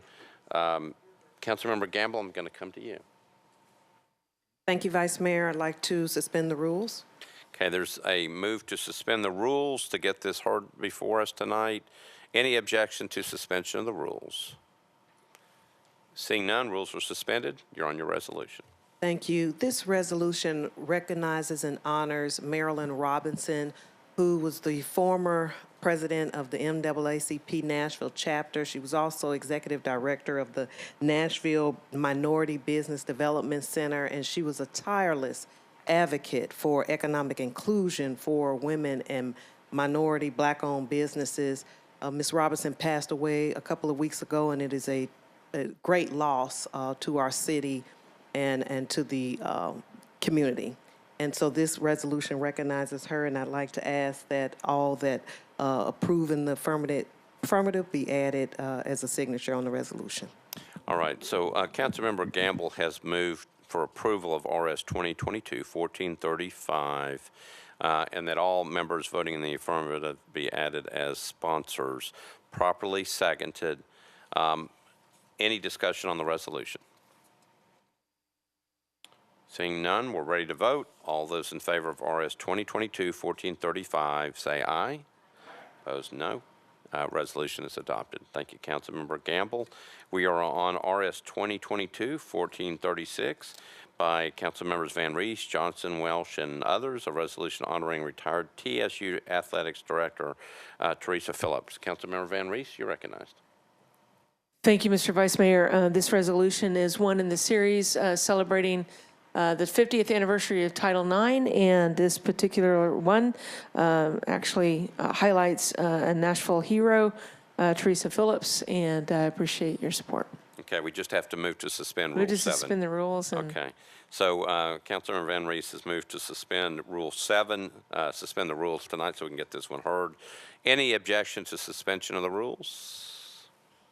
Seeing none, now you can make your motion. Yeah, what I just said, and I appreciate your approval. All right. So Councilmember Van Rees has moved passage of RS 2022-1436, properly seconded. Any discussion on the resolution? Seeing none, all those in favor of RS 2022-1436 say aye. Opposed, no. You adopt. Thank you, Councilmember Van Rees. RS 2022-1437 by Councilmembers Toombs, Taylor, and Allen. A resolution recognizing the extraordinary efforts of Metro Water Services Division of Waste Services Assistant Director John Honeysucker and his team. Councilmember Toombs, you're recognized. Thank you, Mr. Vice Mayor. I move to suspend the rules. Okay, so Councilmember Toombs has moved to suspend Rule 7. Is there any objection to suspension of the rules? See, are we? Do you all want to speak on it? I've got two things. Councilmember Bradford, you just want to speak on it. Councilmember Nash, okay. All right, just checking. All right, so the rules are suspended. You're on your resolution. Thank you. There will be a formal presentation of this resolution at the next council meeting, but we all know the trials and tribulations that we've had with trash as a city, and Mr. Honeysucker and his team have worked tirelessly to try to get us back on track, and they've done a tremendous job, which is very deserving of recognition. And with that, I ask for support. I move for approval. All right, thank you, Councilmember Toombs. Councilmember Toombs has moved for approval of RS 2022-1437, properly seconded. I've got people in the queue. Councilmember Bradford, you're recognized. Thank you, Vice Mayor. Without objection, I would like to ask that all those voting in favor of this be added as sponsors. Okay, without objection, that will happen. Councilmember Nash. Okay. Councilmember Lee. That's what I was going to say. Okay. Anybody else want to say that? Okay, it is done. All right, we are voting on RS 2022-1437. It was properly seconded as well. All those in favor say aye. Yes. Opposed, no. It is adopted. Okay, we're now on item 21, RS 2022-1438 by Council Members Taylor, Hurt, and Toombs, a resolution recognizing the 50th anniversary of Ed's Fish and Pizza House. Councilmember Taylor, you are recognized. Thank you. I'm sorry I didn't bring any Ed's Fish or pizza. They don't serve pizza anymore. I'd like to suspend the rules, please. Okay, so Councilmember Taylor has moved to suspend the rules. Rule 7, any objection to suspension of the rules? Is anybody mad that there is no Ed's Fish and Pizza here? All right, seeing no objections, you're on your resolution. Thank you. Just briefly, want to honor Ed's Fish for 50 years. They've been in the same place in North Nashville, nestled at the corner of D.B. Todd and Buchanan Street for the entire 50 years, and they still carry a line every day in the driveway. So this is a great resolution, and I hope everyone will support. Move for approval. All right, the motion is to approve the resolution, properly seconded. Any discussion? Seeing none, all those in favor of RS 2022-1438 say aye. Aye. Opposed, no. Resolution is adopted. We're on RS 2022-1439 by council members Bradford, O'Connell, Murphy, and others. A resolution supporting Earth Hour 2022 on Saturday, March 26, 2022, from 8:30 p.m. to 9:30 p.m. Councilmember Bradford, you're recognized. Thank you, Vice Mayor. Request to suspend the rules. Okay, so there's a move to suspend the rules. Rule 7, any objection to suspension of the rules? Seeing none, rules are suspended. You're on your resolution. Thank you, Vice Mayor. I'd like to move for approval with a brief comment. All right, so the motion is to approve, properly seconded. Back to you. Thank you, Vice Mayor. So in consultation with the administration's Office of Sustainability about this particular event, which I have personally participated in since I was in college in 2008, 2009, it's made aware that Metro Nashville has not officially participated in this event since 2009. So this event is held annually on the 26th of March to raise awareness for the climate change that we are dealing with, and especially here in Nashville, where we've been so impacted with the increase in powerful tornadoes, the heavier rains leading to more flooding in our city, and just leading to more and more disasters nationwide in our world. This is just an opportunity for us to kind of bring light to that situation by turning off our lights for 1 hour. And I've worked with the administration to ensure that Metro Courthouse, Two Rivers Mansion, possibility of Korean Veterans Bridge as well, and other Metro buildings will be turned off for 1 hour. And I just invite colleagues, businesses, and residents of Nashville, Davidson County to also observe this momentous event. Thank you. All right, thank you, Councilmember Bradford. The motion is to approve RS 2022-1439. Again, it was properly seconded. Any discussion? Seeing none, all those in favor of the resolution say aye. Opposed, no. Resolution is adopted. We have one late filed resolution. This is by Councilmember Withers. It's a resolution urging the Tennessee General Assembly to reject House Bill 800, Senate Bill 1216, seeking to prohibit LEAs from utilizing textbooks or instructional materials addressing LGBT issues or lifestyles. Councilmember Withers, you are recognized. Thank you, Mr. Vice Mayor. I'd like to request a suspension of the rules. All right, so I think there would be several because it was supposed to go before rules, and rules didn't have quorum anyway. Councilmember Withers has moved to suspend the rules to hear this one tonight. Any objection to suspension of the rules? Seeing none, rules are suspended. You're on your resolution. Thank you so much, Mr. Vice Mayor. I'd like to move approval with a brief comment. All right, so Councilmember Withers has moved approval. Councilmember Van Rees seconds. Back to you. Thank you so much, Mr. Vice Mayor. This is an urgent matter before the body. It's unfortunately the case that some groups and folks are working legislation throughout the country that is very damaging to young people who are in our school systems. Very similar legislation to this just passed in the state of Florida, and as I mentioned, is working through several states, and one of those is Tennessee, and it's our understanding as of couple of hours ago that it is potentially going to come before our state senate as early as tomorrow. So I really do apologize for the late notice of getting this before you, but I do ask your indulgence of that, and I also ask for your support. You know, there was a time when there just was not information available about lesbian, gay, bisexual, or certainly transgender people. It was just not available. The fact that there was not information available did not mean that gay people or LGBTQ people weren't born that way or didn't eventually figure it out. But it did mean that people lived in shame or silence or just didn't know what was different about them and why that would be and why that should be okay. In today's world, there is a lot of information out there, but what I would pose to folks is to say, would you rather an LGBTQ young person primarily learn about things through social media, or would you rather that this young person have access to fact-based information that is objective, that places LGBTQ people into the history in which we have lived and currently live among you? Would you rather, you know, what benefit is it to not have objective information available from a trusted educational source, which is our school system or our libraries? And that's what this does. It tells young people that there's something about you that you hear about, but that you can't talk about and that your teacher can't talk about. It could be about yourself. It could be about your parents and guardians or other loved ones in your family. Lots of LGBTQ people are raising children in this everywhere. So this legislation harms young people in every school system, in every county of the state, if it were to pass, just because of what it says, is that you can't talk about yourself objectively, and neither can your teachers who are trying to teach you or your librarian. They can't give you an access to a book. They can't talk to you about current events, apparently, right? Because we know that we have LGBTQ people that are serving our country in the military and the federal government and definitely here at the Metro Council. So I think that's very harmful to young people and very dangerous.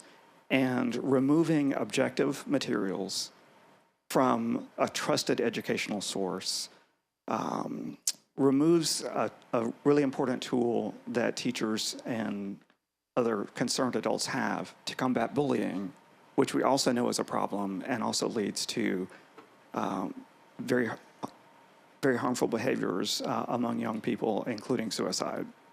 So this is very urgent, and it's urgent that we as a body, I think, tell our state legislature that this is very bad legislation that hurts young people, and they should reject it. And with that, I will turn it over to any others who have comments. All right. Thank you, Councilmember Withers. Councilmember Van Rees. Thank you very much. I want to thank Councilmember Withers for carrying this legislation, and I know that if I could make sure that we keep a quorum while we get this done. Quite frankly, this will save lives. Whether the state legislature does what it does, the fact that this metro body stands with the LGBTQ citizens of this city is important. We wrote this legislation to include the 10 names of those openly serving both in the state legislature. This legislation also includes the 5 members of this body and judges. Of the 10 that are serving out and openly now in our state, they represent all 3 grand divisions. And the 10 of us will not be written out of history. And we are here again to be able to stand and say that we are with them. Nearly 20 years ago, I read a statistic that 30% of all lesbian couples had a child in the household. 20% of all male gay couples had a child in the household. That was almost 20 years ago when I read that. These are families, and we're here to stand for them. And with that, I appreciate my colleagues on the LGBTQ caucus to bring this and the opportunity to share our thoughts. Thank you. All right, thank you. Please move approval. Thank you, Councilmember. Councilmember Lee. Yes, thank you, sir. I want to say first that Tennessee public school educators teach facts. That's what they teach. They teach facts. And there are a lot of different things and a lot of different people involved in history and with the facts. And I want to say that I support this legislation. There have been quite a few bills up on the legislature that makes you kind of scratch your head and say, where is this coming from? Because this is not happening and it's not necessarily a good thing. So I do want to let you know, the sponsor, that I do support this legislation. I'm standing because I have a question for the sponsor. You said that this may be coming to the floor tomorrow. And this is an urgent bill. So I was just wondering, how did you see this, us doing this so that it gets to everybody by time before they have to go and it goes to the floor? Councilmember Withers. Well, thank you. That's an excellent question given the time frame. I think having this document on file to get over to the delegation as soon as possible is important. But it's my hope, frankly, that through media coverage and things like that, that this legislation, the text is distributed and folks are made aware of it as quickly as we can, which means that tonight's vote is very important for that reason. Thank you. All right, thank you. Seeing nobody else in the queue, we are, Councilmember Van Rees. May I please ask for all those voting in favor to be added to the legislation? Any objection? Seeing none, it'll happen. We are ready to vote. This is on the late file resolution by Councilmember Withers. All those in favor of the resolution say aye. Aye. Opposed, no. Resolution is adopted. All members will be added as sponsors. Thank you. All right, we are now ready to go to bills on introduction and first reading. Anything needs to be bumped off of introduction or first reading? Seeing none, we'll take them all at the same time. Motion to adopt. Got a motion to adopt? Councilmember Sledge? I think we need a quorum check, Vice Mayor. I thought, hold on. I think we have a quorum. Good, okay. All right, so we are now voting on bills on introduction and first reading. We've got a motion to approve, properly seconded. Any questions? Seeing none, all those in favor say aye. Opposed, no. Bills on introduction, first reading pass. We have one late bill. It's by Councilmember Sledge. It's an ordinance approving a lease agreement between the Metropolitan Government of Nashville and Davidson County and the Nashville Soccer Club for a parcel of property at 1441 12th Avenue South. Councilmember Sledge, you're recognized. Thank you, Vice Mayor. I think I have to ask to suspend Rule 7 and 13. So Councilmember Sledge has moved to suspend the rules to get this before us tonight. Any objection to suspension of the rules? Seeing none, rules are suspended. You're on your late filed bill. Thank you, Vice Mayor. You'll hear more about this on second, just trying to get it on first so that we can get it done in time before the May 1st opening to support your, or I'd ask for your support. All right, so Councilmember Sledge is moving to approve this bill on first reading tonight. Properly seconded. Any discussion on the bill? Seeing none, we're voting on it on first reading. All those in favor say aye. Aye. Opposed, no. You adopt. Okay, we are now on bills on second reading. I'm going to go through the consent calendar. Here are the items on the consent calendar. Hang with me. Item number 32, BL 2022-1125 is on consent. Item 33, 1126 is on consent. Item 34, 1127 is on consent. 1128 is on consent. 1129 is on consent. 1132 is on consent. 1133 is on consent. 1134 is on consent. And 1135 is on consent. Anything that needs to be bumped off the consent calendar on second reading?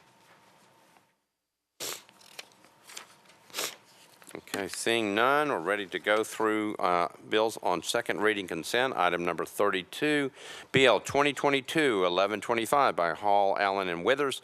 Ordinance authorizing the granting of a permanent easement to the Electric Power Board and the Metropolitan Government on certain property owned by the Metropolitan Government of Nashville, Davidson County. Item 33, BL 2022-1126 by Toombs and Allen. Ordinance approving an amendment to a deed of conveyance for parcel of property of Senior Citizens, Inc. BL 2022-1127 by Councilmember Stiles. Ordinance approving two agreements relating to the use of properties comprising the Global Mall site. Item number 35, BL 2022-1128 by O'Connell, Allen, and others. An ordinance authorizing the Metropolitan Government acting bond through the Department of Water and Sewer Services to enter into an agreement with RWGC Marathon Village Owner LLC to provide improved public sanitary sewer service through the construction of an improved stormwater system, BL 2022-1129, item number 36, O'Connell, Allen, and others. An ordinance authorizing the Metropolitan Government acting bond through the Metropolitan Department of Water and Sewer Services to enter into an agreement with Union Brick RE LLC to provide improved public sanitary sewer service through the construction of an improved stormwater system. Item number 39, BL 2022-1132 by Parker, Withers, and Young. Ordinance authorizing the Metropolitan Government to accept a new water and sanitary sewer mains, fire hydrant assemblies, and sanitary sewer manholes for property at 405B Marshall Street, also known as Marshall Crossing. Item number 40, BL 2022-1133 by Rutherford, Withers, and Young. Ordinance authorizing the Metropolitan Government to accept new sanitary sewer main, sanitary sewer manholes, fire hydrant assemblies, and easements for property located at 6785A Sunnywood Drive, also known as Sunnywood Place. Item number 41, BL 2022-1134 by Witherspoon Young. Ordinance authorizing the Metropolitan government to accept new sanitary sewer main and sanitary sewer manholes for 4 properties located on Wallow Road in Williamson County, also known as Chaudhuri Acres. And item number 42, BL 2022-1135 by O'Connell Witherspoon Young. Ordinance authorizing the Metropolitan government to accept new sanitary sewer manhole and new fire hydrant assemblies for property located at 827 19th Avenue South, also known as the Moore Office Building.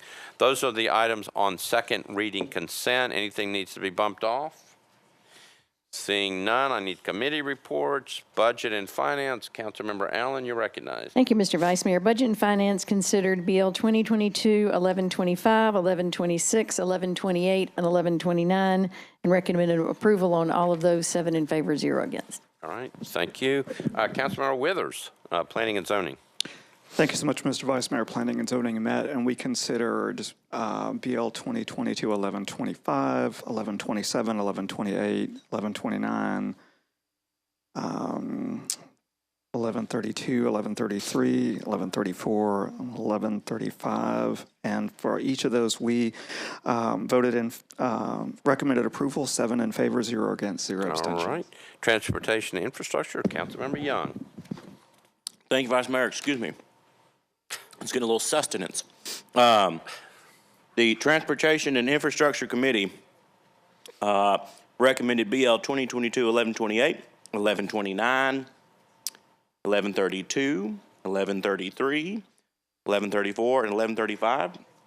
6 in favor, 0 against. Am I last? You're last. Well, then I will move the second reading consent agenda. All right, I've got a motion to approve the second reading consent agenda, properly seconded. Any discussion? Seeing none, all those in favor say aye.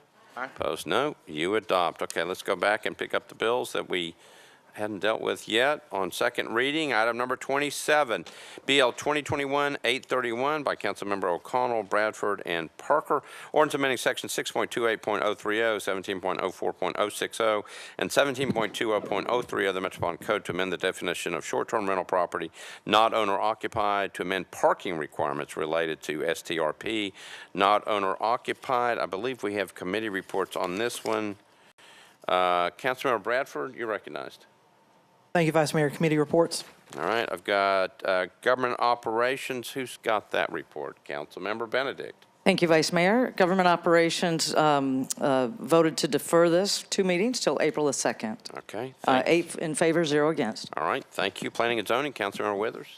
Thank you, Mr. Vice Mayor. At the request of the sponsor, Planning and Zoning recommended deferral 2 meetings, 7 in favor, 0 against, 0 abstentions. Okay, thank you. Councilmember Bradford, you're recognized. Thank you. I'd like to move for the 2-meeting deferral with a brief comment. Okay, Councilmember Bradford has moved to defer 2 meetings, properly seconded. Back to you. Thank you, Vice Mayor. So on behalf of the sponsor who wished to postpone this so that they continue working with their community and the stakeholders about this, and also remind those in the chamber and that are watching that this bill is in no way an attempt to abolish or end short-term rentals in Nashville, despite what some on the Hill are trying to say. This council, this body is not trying to ban or prohibit short-term rentals in any way. So with that, I would like to move for the deferral. Okay, so the motion is to defer 2 meetings, again, properly seconded. Any discussion on the motion? Seeing none, all those in favor of the motion to defer 2 meetings, say aye. Opposed, no. Motion to defer 2 meetings passes. Item number 28, BL 2021-854 by Councilmember Van Rees. Ordinance to amend Title 17 of the Metropolitan Code by applying a neighborhood landmark overlay district property located at 435 Old Hickory Boulevard, southeast corner of Donna Drive and Old Hickory Boulevard, zone RS20 with 1.44 acres. Councilmember Van Rees, I believe this one is automatically deferred. Why is that? I believe because it's Rule 42, more than 90 days. Oh, okay, I forgot. Yes, okay, so we'll talk about it later. Oh, okay, we'll talk about it later, but it's automatically deferred. Thank you, Councilmember Van Rees. It took a while to get it done, so All right, no problem. we'll talk about it later. Okay. We're on item number 29 by Parker, Evans, Sawara, and others. BL 2021-866, ordinance amending Chapter 11.12 of the Metropolitan Code to prohibit passengers in a motor vehicle from consuming or possessing an alcoholic beverage or beer during the operation of the vehicle. Councilmember Parker, you are recognized. Thank you, Vice Mayor. Committee reports, please. Okay, Government Operations, Councilmember Benedict. Thank you, Vice Mayor. At the request of the sponsor, the GovOps Committee voted 8 in favor, 0 against to defer this bill indefinitely. All right, Councilmember Parker, back to you. Thank you, Vice Mayor. I'd like to move for an indefinite deferral with a brief explanation. All right, the motion is to defer indefinitely, properly seconded. Back to you. Thank you. So this bill, while I think this is policy that is worthy of consideration, I think the main driver for a lot of my colleagues and the public of this policy was the transportainment regulations or entertainment. I forget what's the term we're supposed to use now. But anyway, the state legislature and the TLC and this body have been working on a regulatory framework in that space. So with that, I am happy to defer this indefinitely for the time being. Okay, so the motion is to defer indefinitely, again, properly seconded. Any discussion on the motion to defer? Seeing none, all those in favor of the motion to defer indefinitely say aye. Aye. Opposed, no. Motion passes. We're on item number 30, BL 2022-1123 by Councilmember Stiles, Withers, and Young.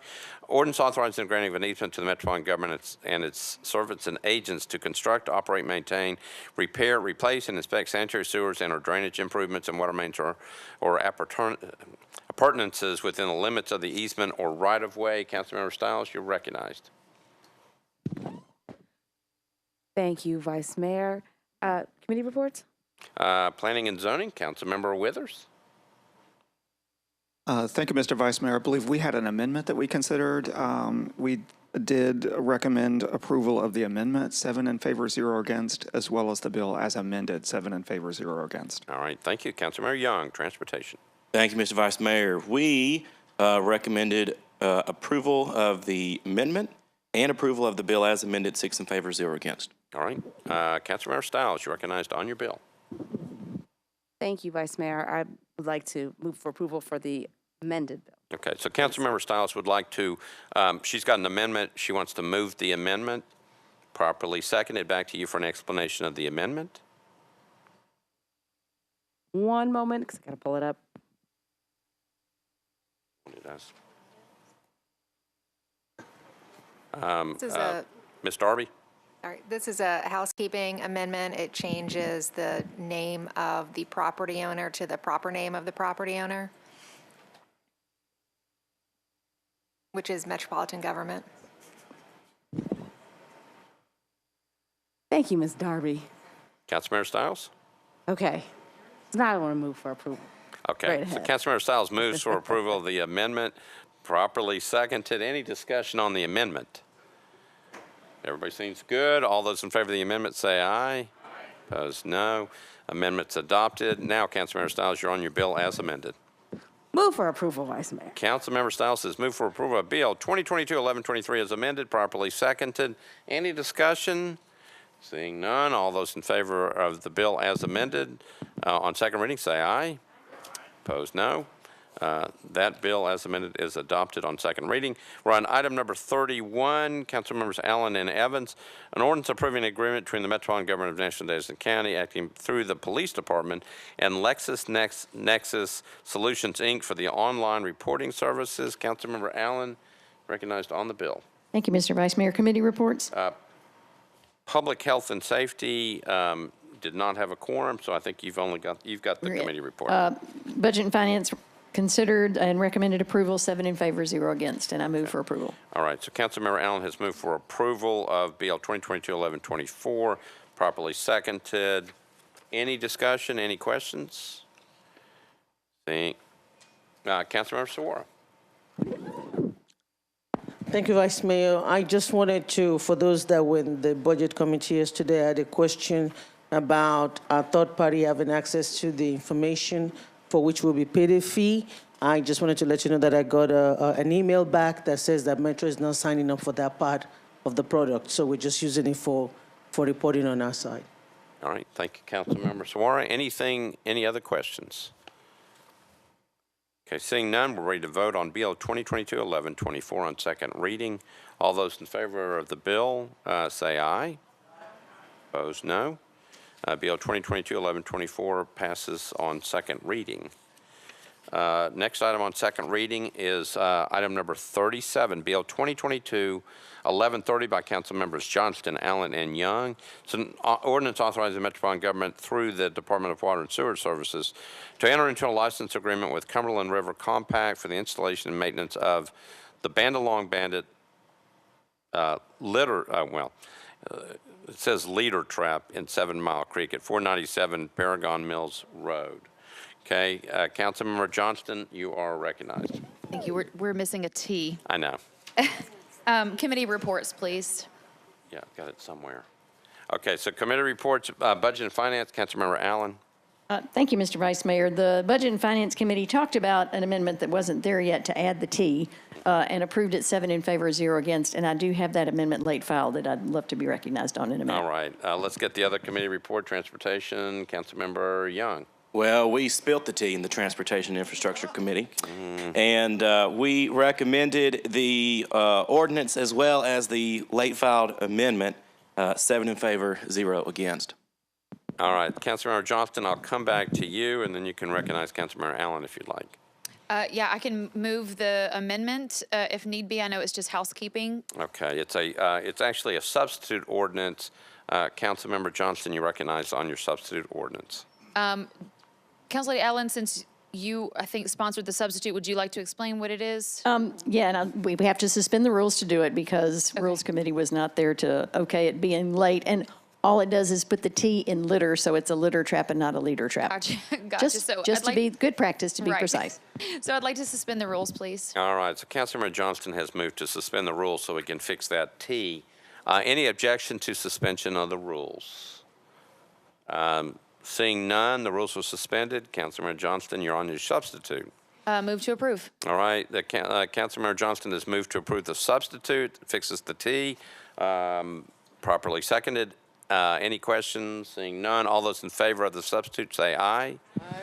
Opposed, no. Substitute's adopted. Now, Councilmember Johnston, you're on your bill as substituted. I'd like to move the bill as substituted, please. Councilmember Johnston has moved the bill as substitute on second reading, properly seconded. Any discussion? Seeing none, all those in favor of the bill as substitute say aye. Opposed, no. The bill as substitute passes on second reading. We're on item number 38 by Councilmembers Murphy, Withers, and Young. Bill 2022-1131, an ordinance authorizing the Metropolitan Government of Nashville and Davidson County to abandon easement rights located at 410 42nd Avenue North and 410B 42nd Avenue North, formerly a portion of Alabama Avenue, except for those retained by NES. Councilmember Murphy, you're recognized. Thank you. Although I'm going to defer this, we have a committee report, so I'd really like to just go ahead and get that in. All right, Councilmember Withers, Planning and Zoning. Thank you, Mr. Vice Mayor. At the request of the sponsor, Planning and Zoning recommended deferral, 7 in favor, 0 against, 0 abstentions. All right, Councilmember Young. Thank you, Mr. Vice Mayor. We recommended approval, 6 in favor, 0 against. We were unaware of any request for a deferral, so we just plowed right ahead because that's what we do. All right, sounds good. Councilmember Murphy, you're recognized on your bill. And I'd like to just move it to the next calendar. Thank you so much for my motion. So there's a motion to defer one meeting, properly seconded. Any discussion on a motion to defer one meeting? All those in favor say aye.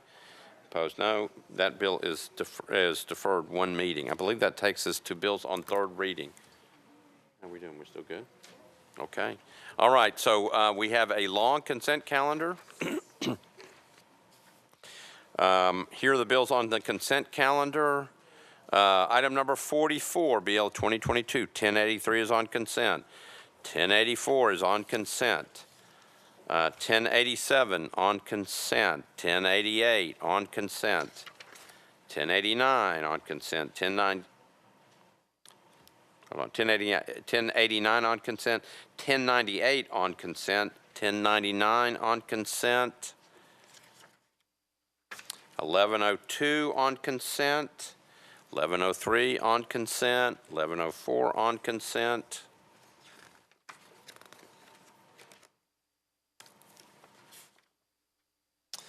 1108 on consent, 1109 on consent, 1110 on consent, 1111 on consent, 1113 on consent, 1117 on consent, 1118 on consent, 1119 on consent, and 1120 on consent. I read through those fairly quickly. Everybody okay? Anything that needs to be bumped off?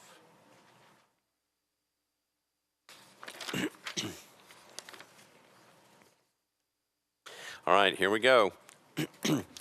Item number 44, BL 2022-1083, Sledge and O'Connell.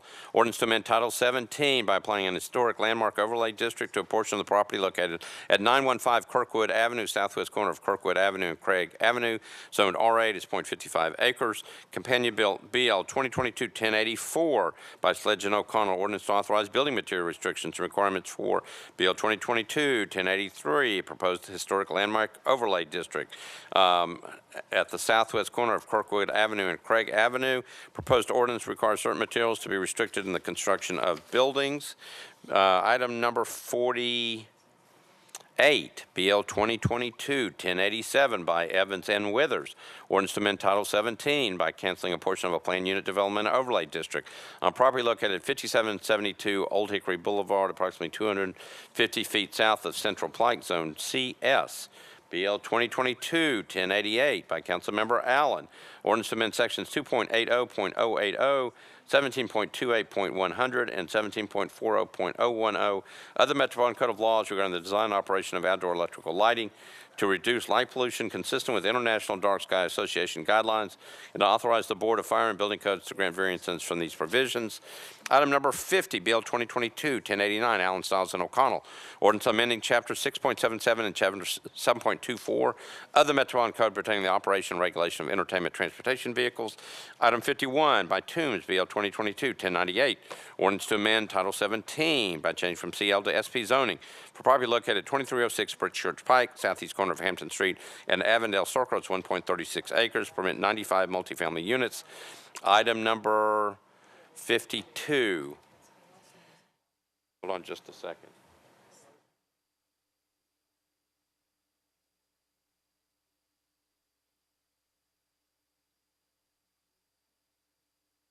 Hold on just a second. There's a question about item number 52.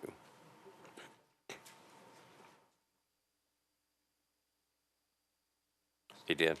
Okay, then it's okay. BL 2022-1099 by Council Members O'Connell and Sledge.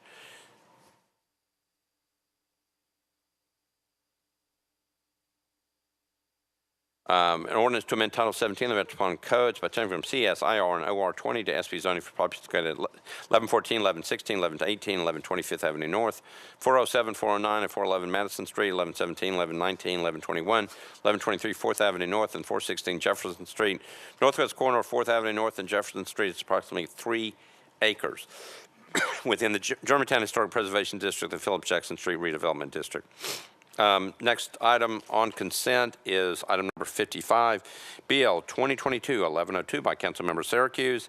Ordinance to amend Title 17 by canceling a portion of Plain Unit Development Overlay District for properties located at 713 Ermite Drive, Zone ORI, 4.94 acres. Item 56 by Councilmember Toombs, BL 2022-1103. Ordinance to amend Title 17 by change from R8 to RM40 ANS zoning for property located at 2122 Buena Vista Pike, approximately 350 feet northeast of Resha Lane, 1.68 acres. Item 57 by Councilmember O'Connell and Sledge, an ordinance to amend Title 17 by changing from R6A to RM15A in S zoning for properties located at 1401 and 1403 Hawkins Street, corner of Hawkins Street and 14th Avenue South, 0.44 acres.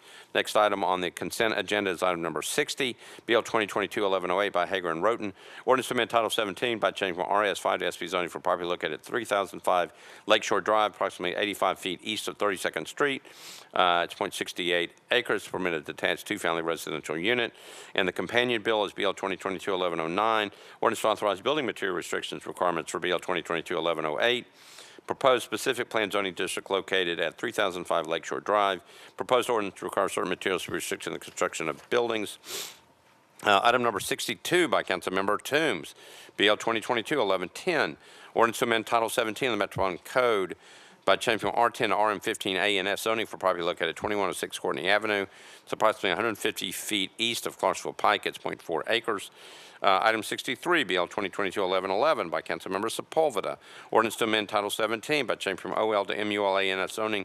Property located at 339 Wallace Road, approximately 210 feet west of Hopedale Drive. It's 2.17 acres. Item number 64 by Councilmember Young. BL 2022-1113, ordinance to amend Chapter 6.80 of the Metropolitan Code of Laws to authorize the Metropolitan Transportation Licensing Commission to set certain fees related to wrecker and towing services.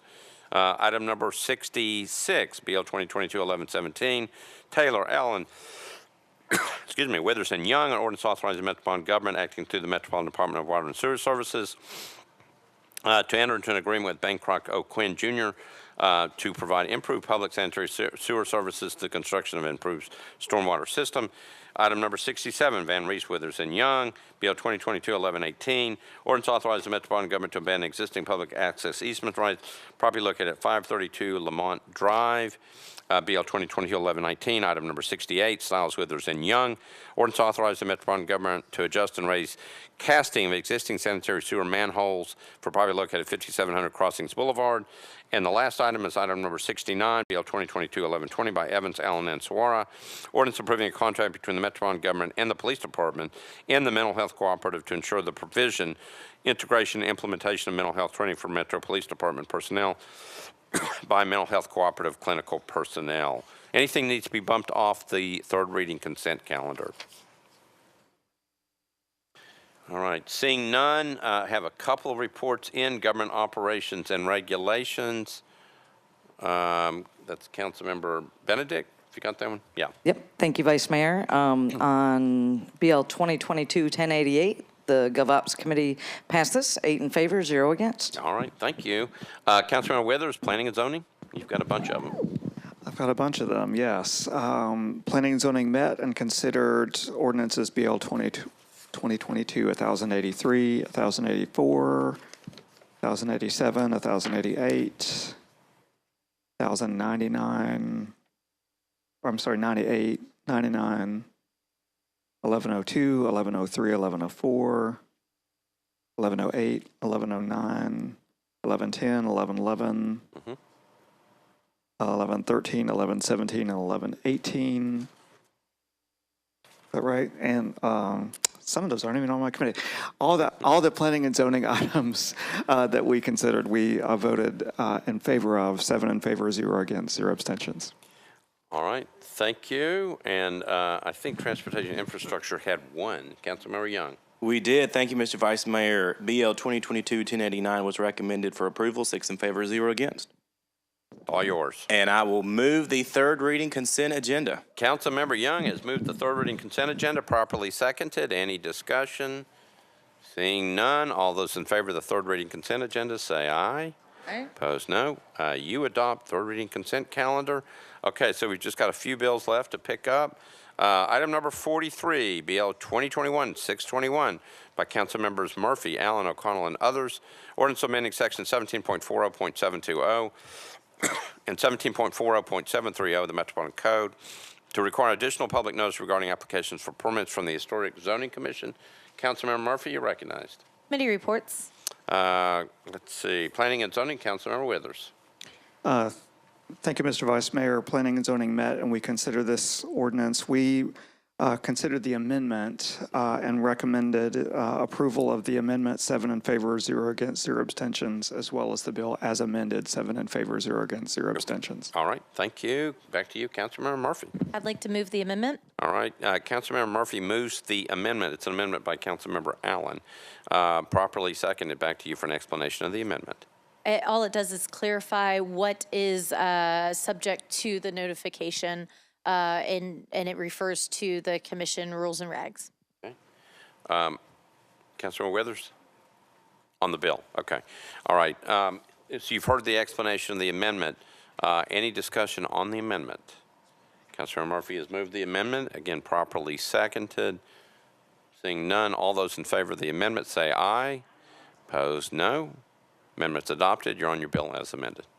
I will move for approval, but I understand others want to speak. All right, so Councilmember Murphy has moved for approval of Bill 2021-621, properly seconded. Discussion on the bill. Councilmember Withers, you're recognized. Thank you, Mr. Vice Mayor. And just want to say I appreciate Councilmember Murphy bringing this legislation. And I know that Councilmember Murphy did reach out to my District 6 neighborhood groups that have conservation or historic overlays. They're not quite comfortable with the bill, even as amended, although I do think that the amendment greatly helps. And so I want to acknowledge that, but I do want to commend Councilmember Murphy for her work on the bill, for working with Councilmember Allen and others to incorporate good feedback. There are some aspects of this that maybe we could see how they work and tweak them if we need to in the future. But while acknowledging some of the concerns from some of my neighborhood groups, I do support the bill as amended and appreciate her for her work on it. Thank you. Councilmember Withers. I've got Councilmember Cash. Thank you, Chair. I also am in support of this bill. I think it's something that's desperately needed. It basically will, there are many, I have 3 historic districts in my neighborhood, and they get a lot of applications.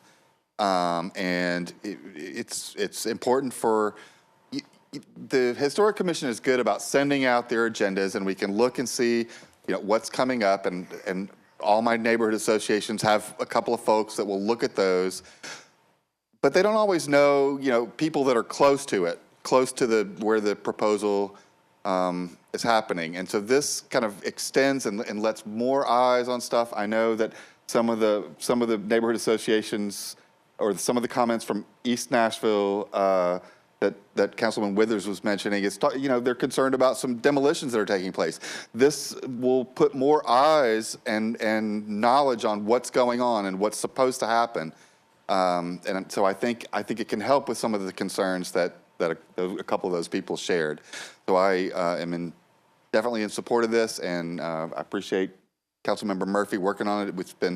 It's been a long time coming, and I hope everybody will support it. Thank you.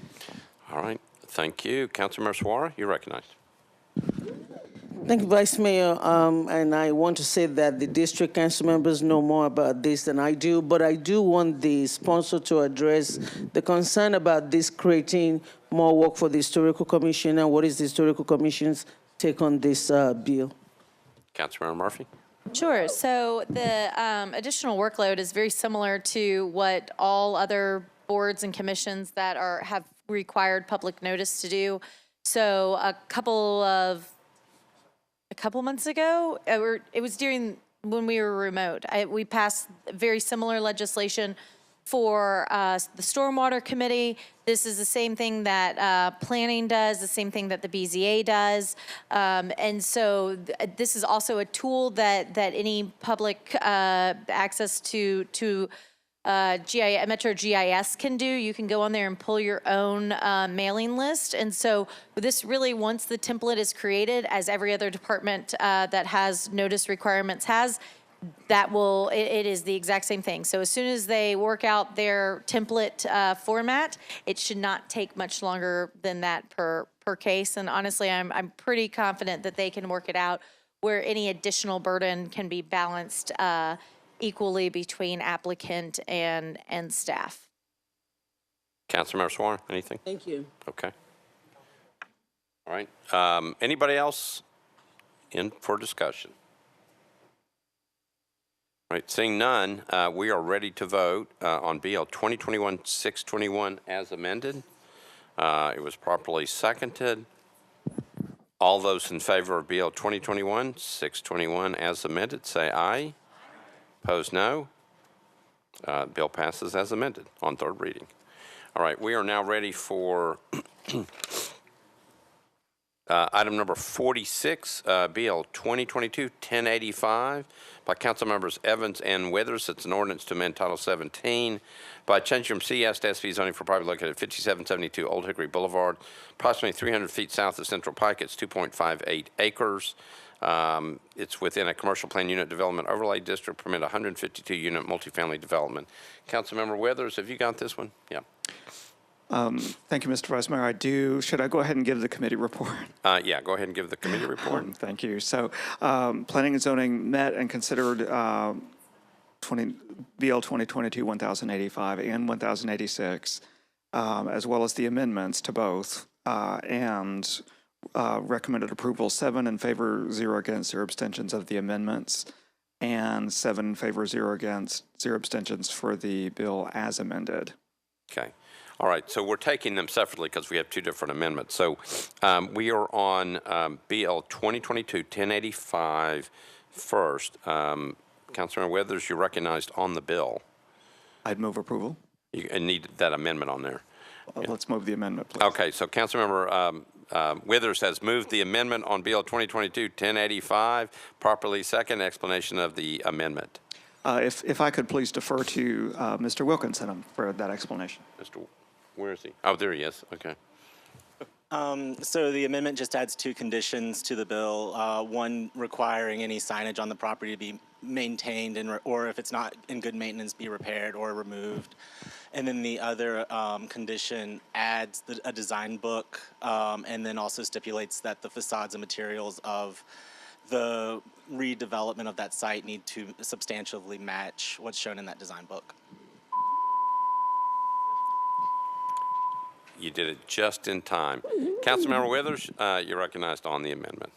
Thank you. Yeah, I would renew my motion for approval, please. All right, so Councilmember Withers has moved, has moved the amendment on BL 2022-1085, properly seconded. Any discussion on the amendment? Seeing none, all those in favor of the amendment say aye. Opposed, no. Amendment's adopted. You're on your bill as amended.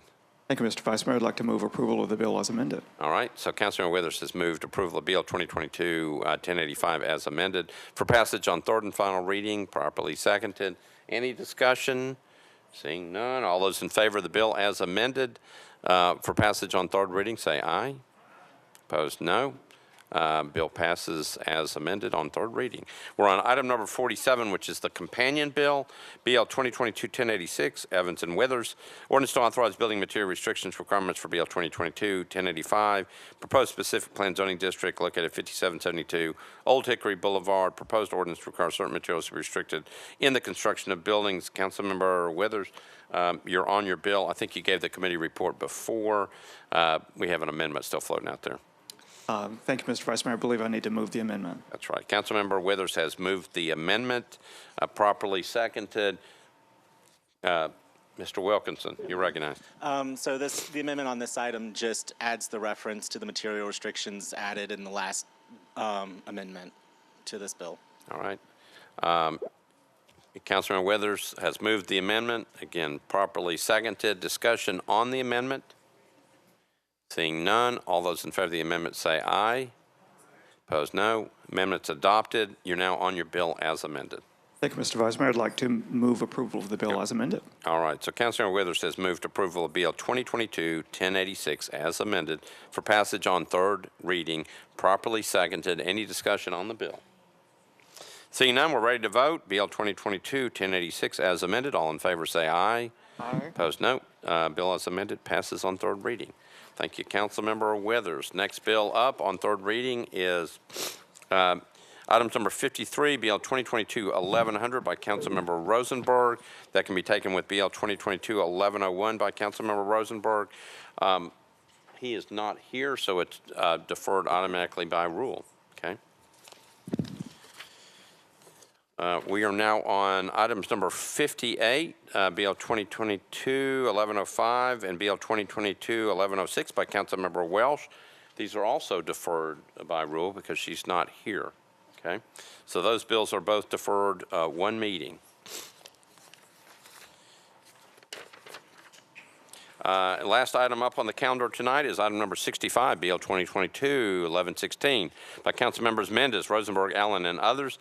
Ordinance amending section 13.08.080 of the Metropolitan Code pertaining to the use of license plate scanner technology to ensure data access parity for the Community Oversight Board. Councilmember Mendez, you're recognized. I think all committee reports are in. Move approval. Councilmember Mendez has moved approval of BL 2022-1116 for passage on third reading. Properly seconded. Any discussion on the bill? Seeing none, we're ready to vote. All those in favor of Bill 2022-1116 for passage on third reading, say aye. Opposed, no. Bill passes on third reading. Did I miss anything? That is it. Thank you all. Entertain a motion to adjourn. I got a motion to adjourn, properly seconded. All in favor, say aye. Opposed, no. You adopt.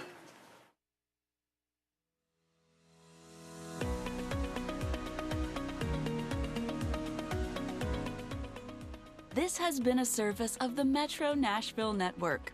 If you would like to see this presentation again, or for more information on this and other programs, visit nashville.gov.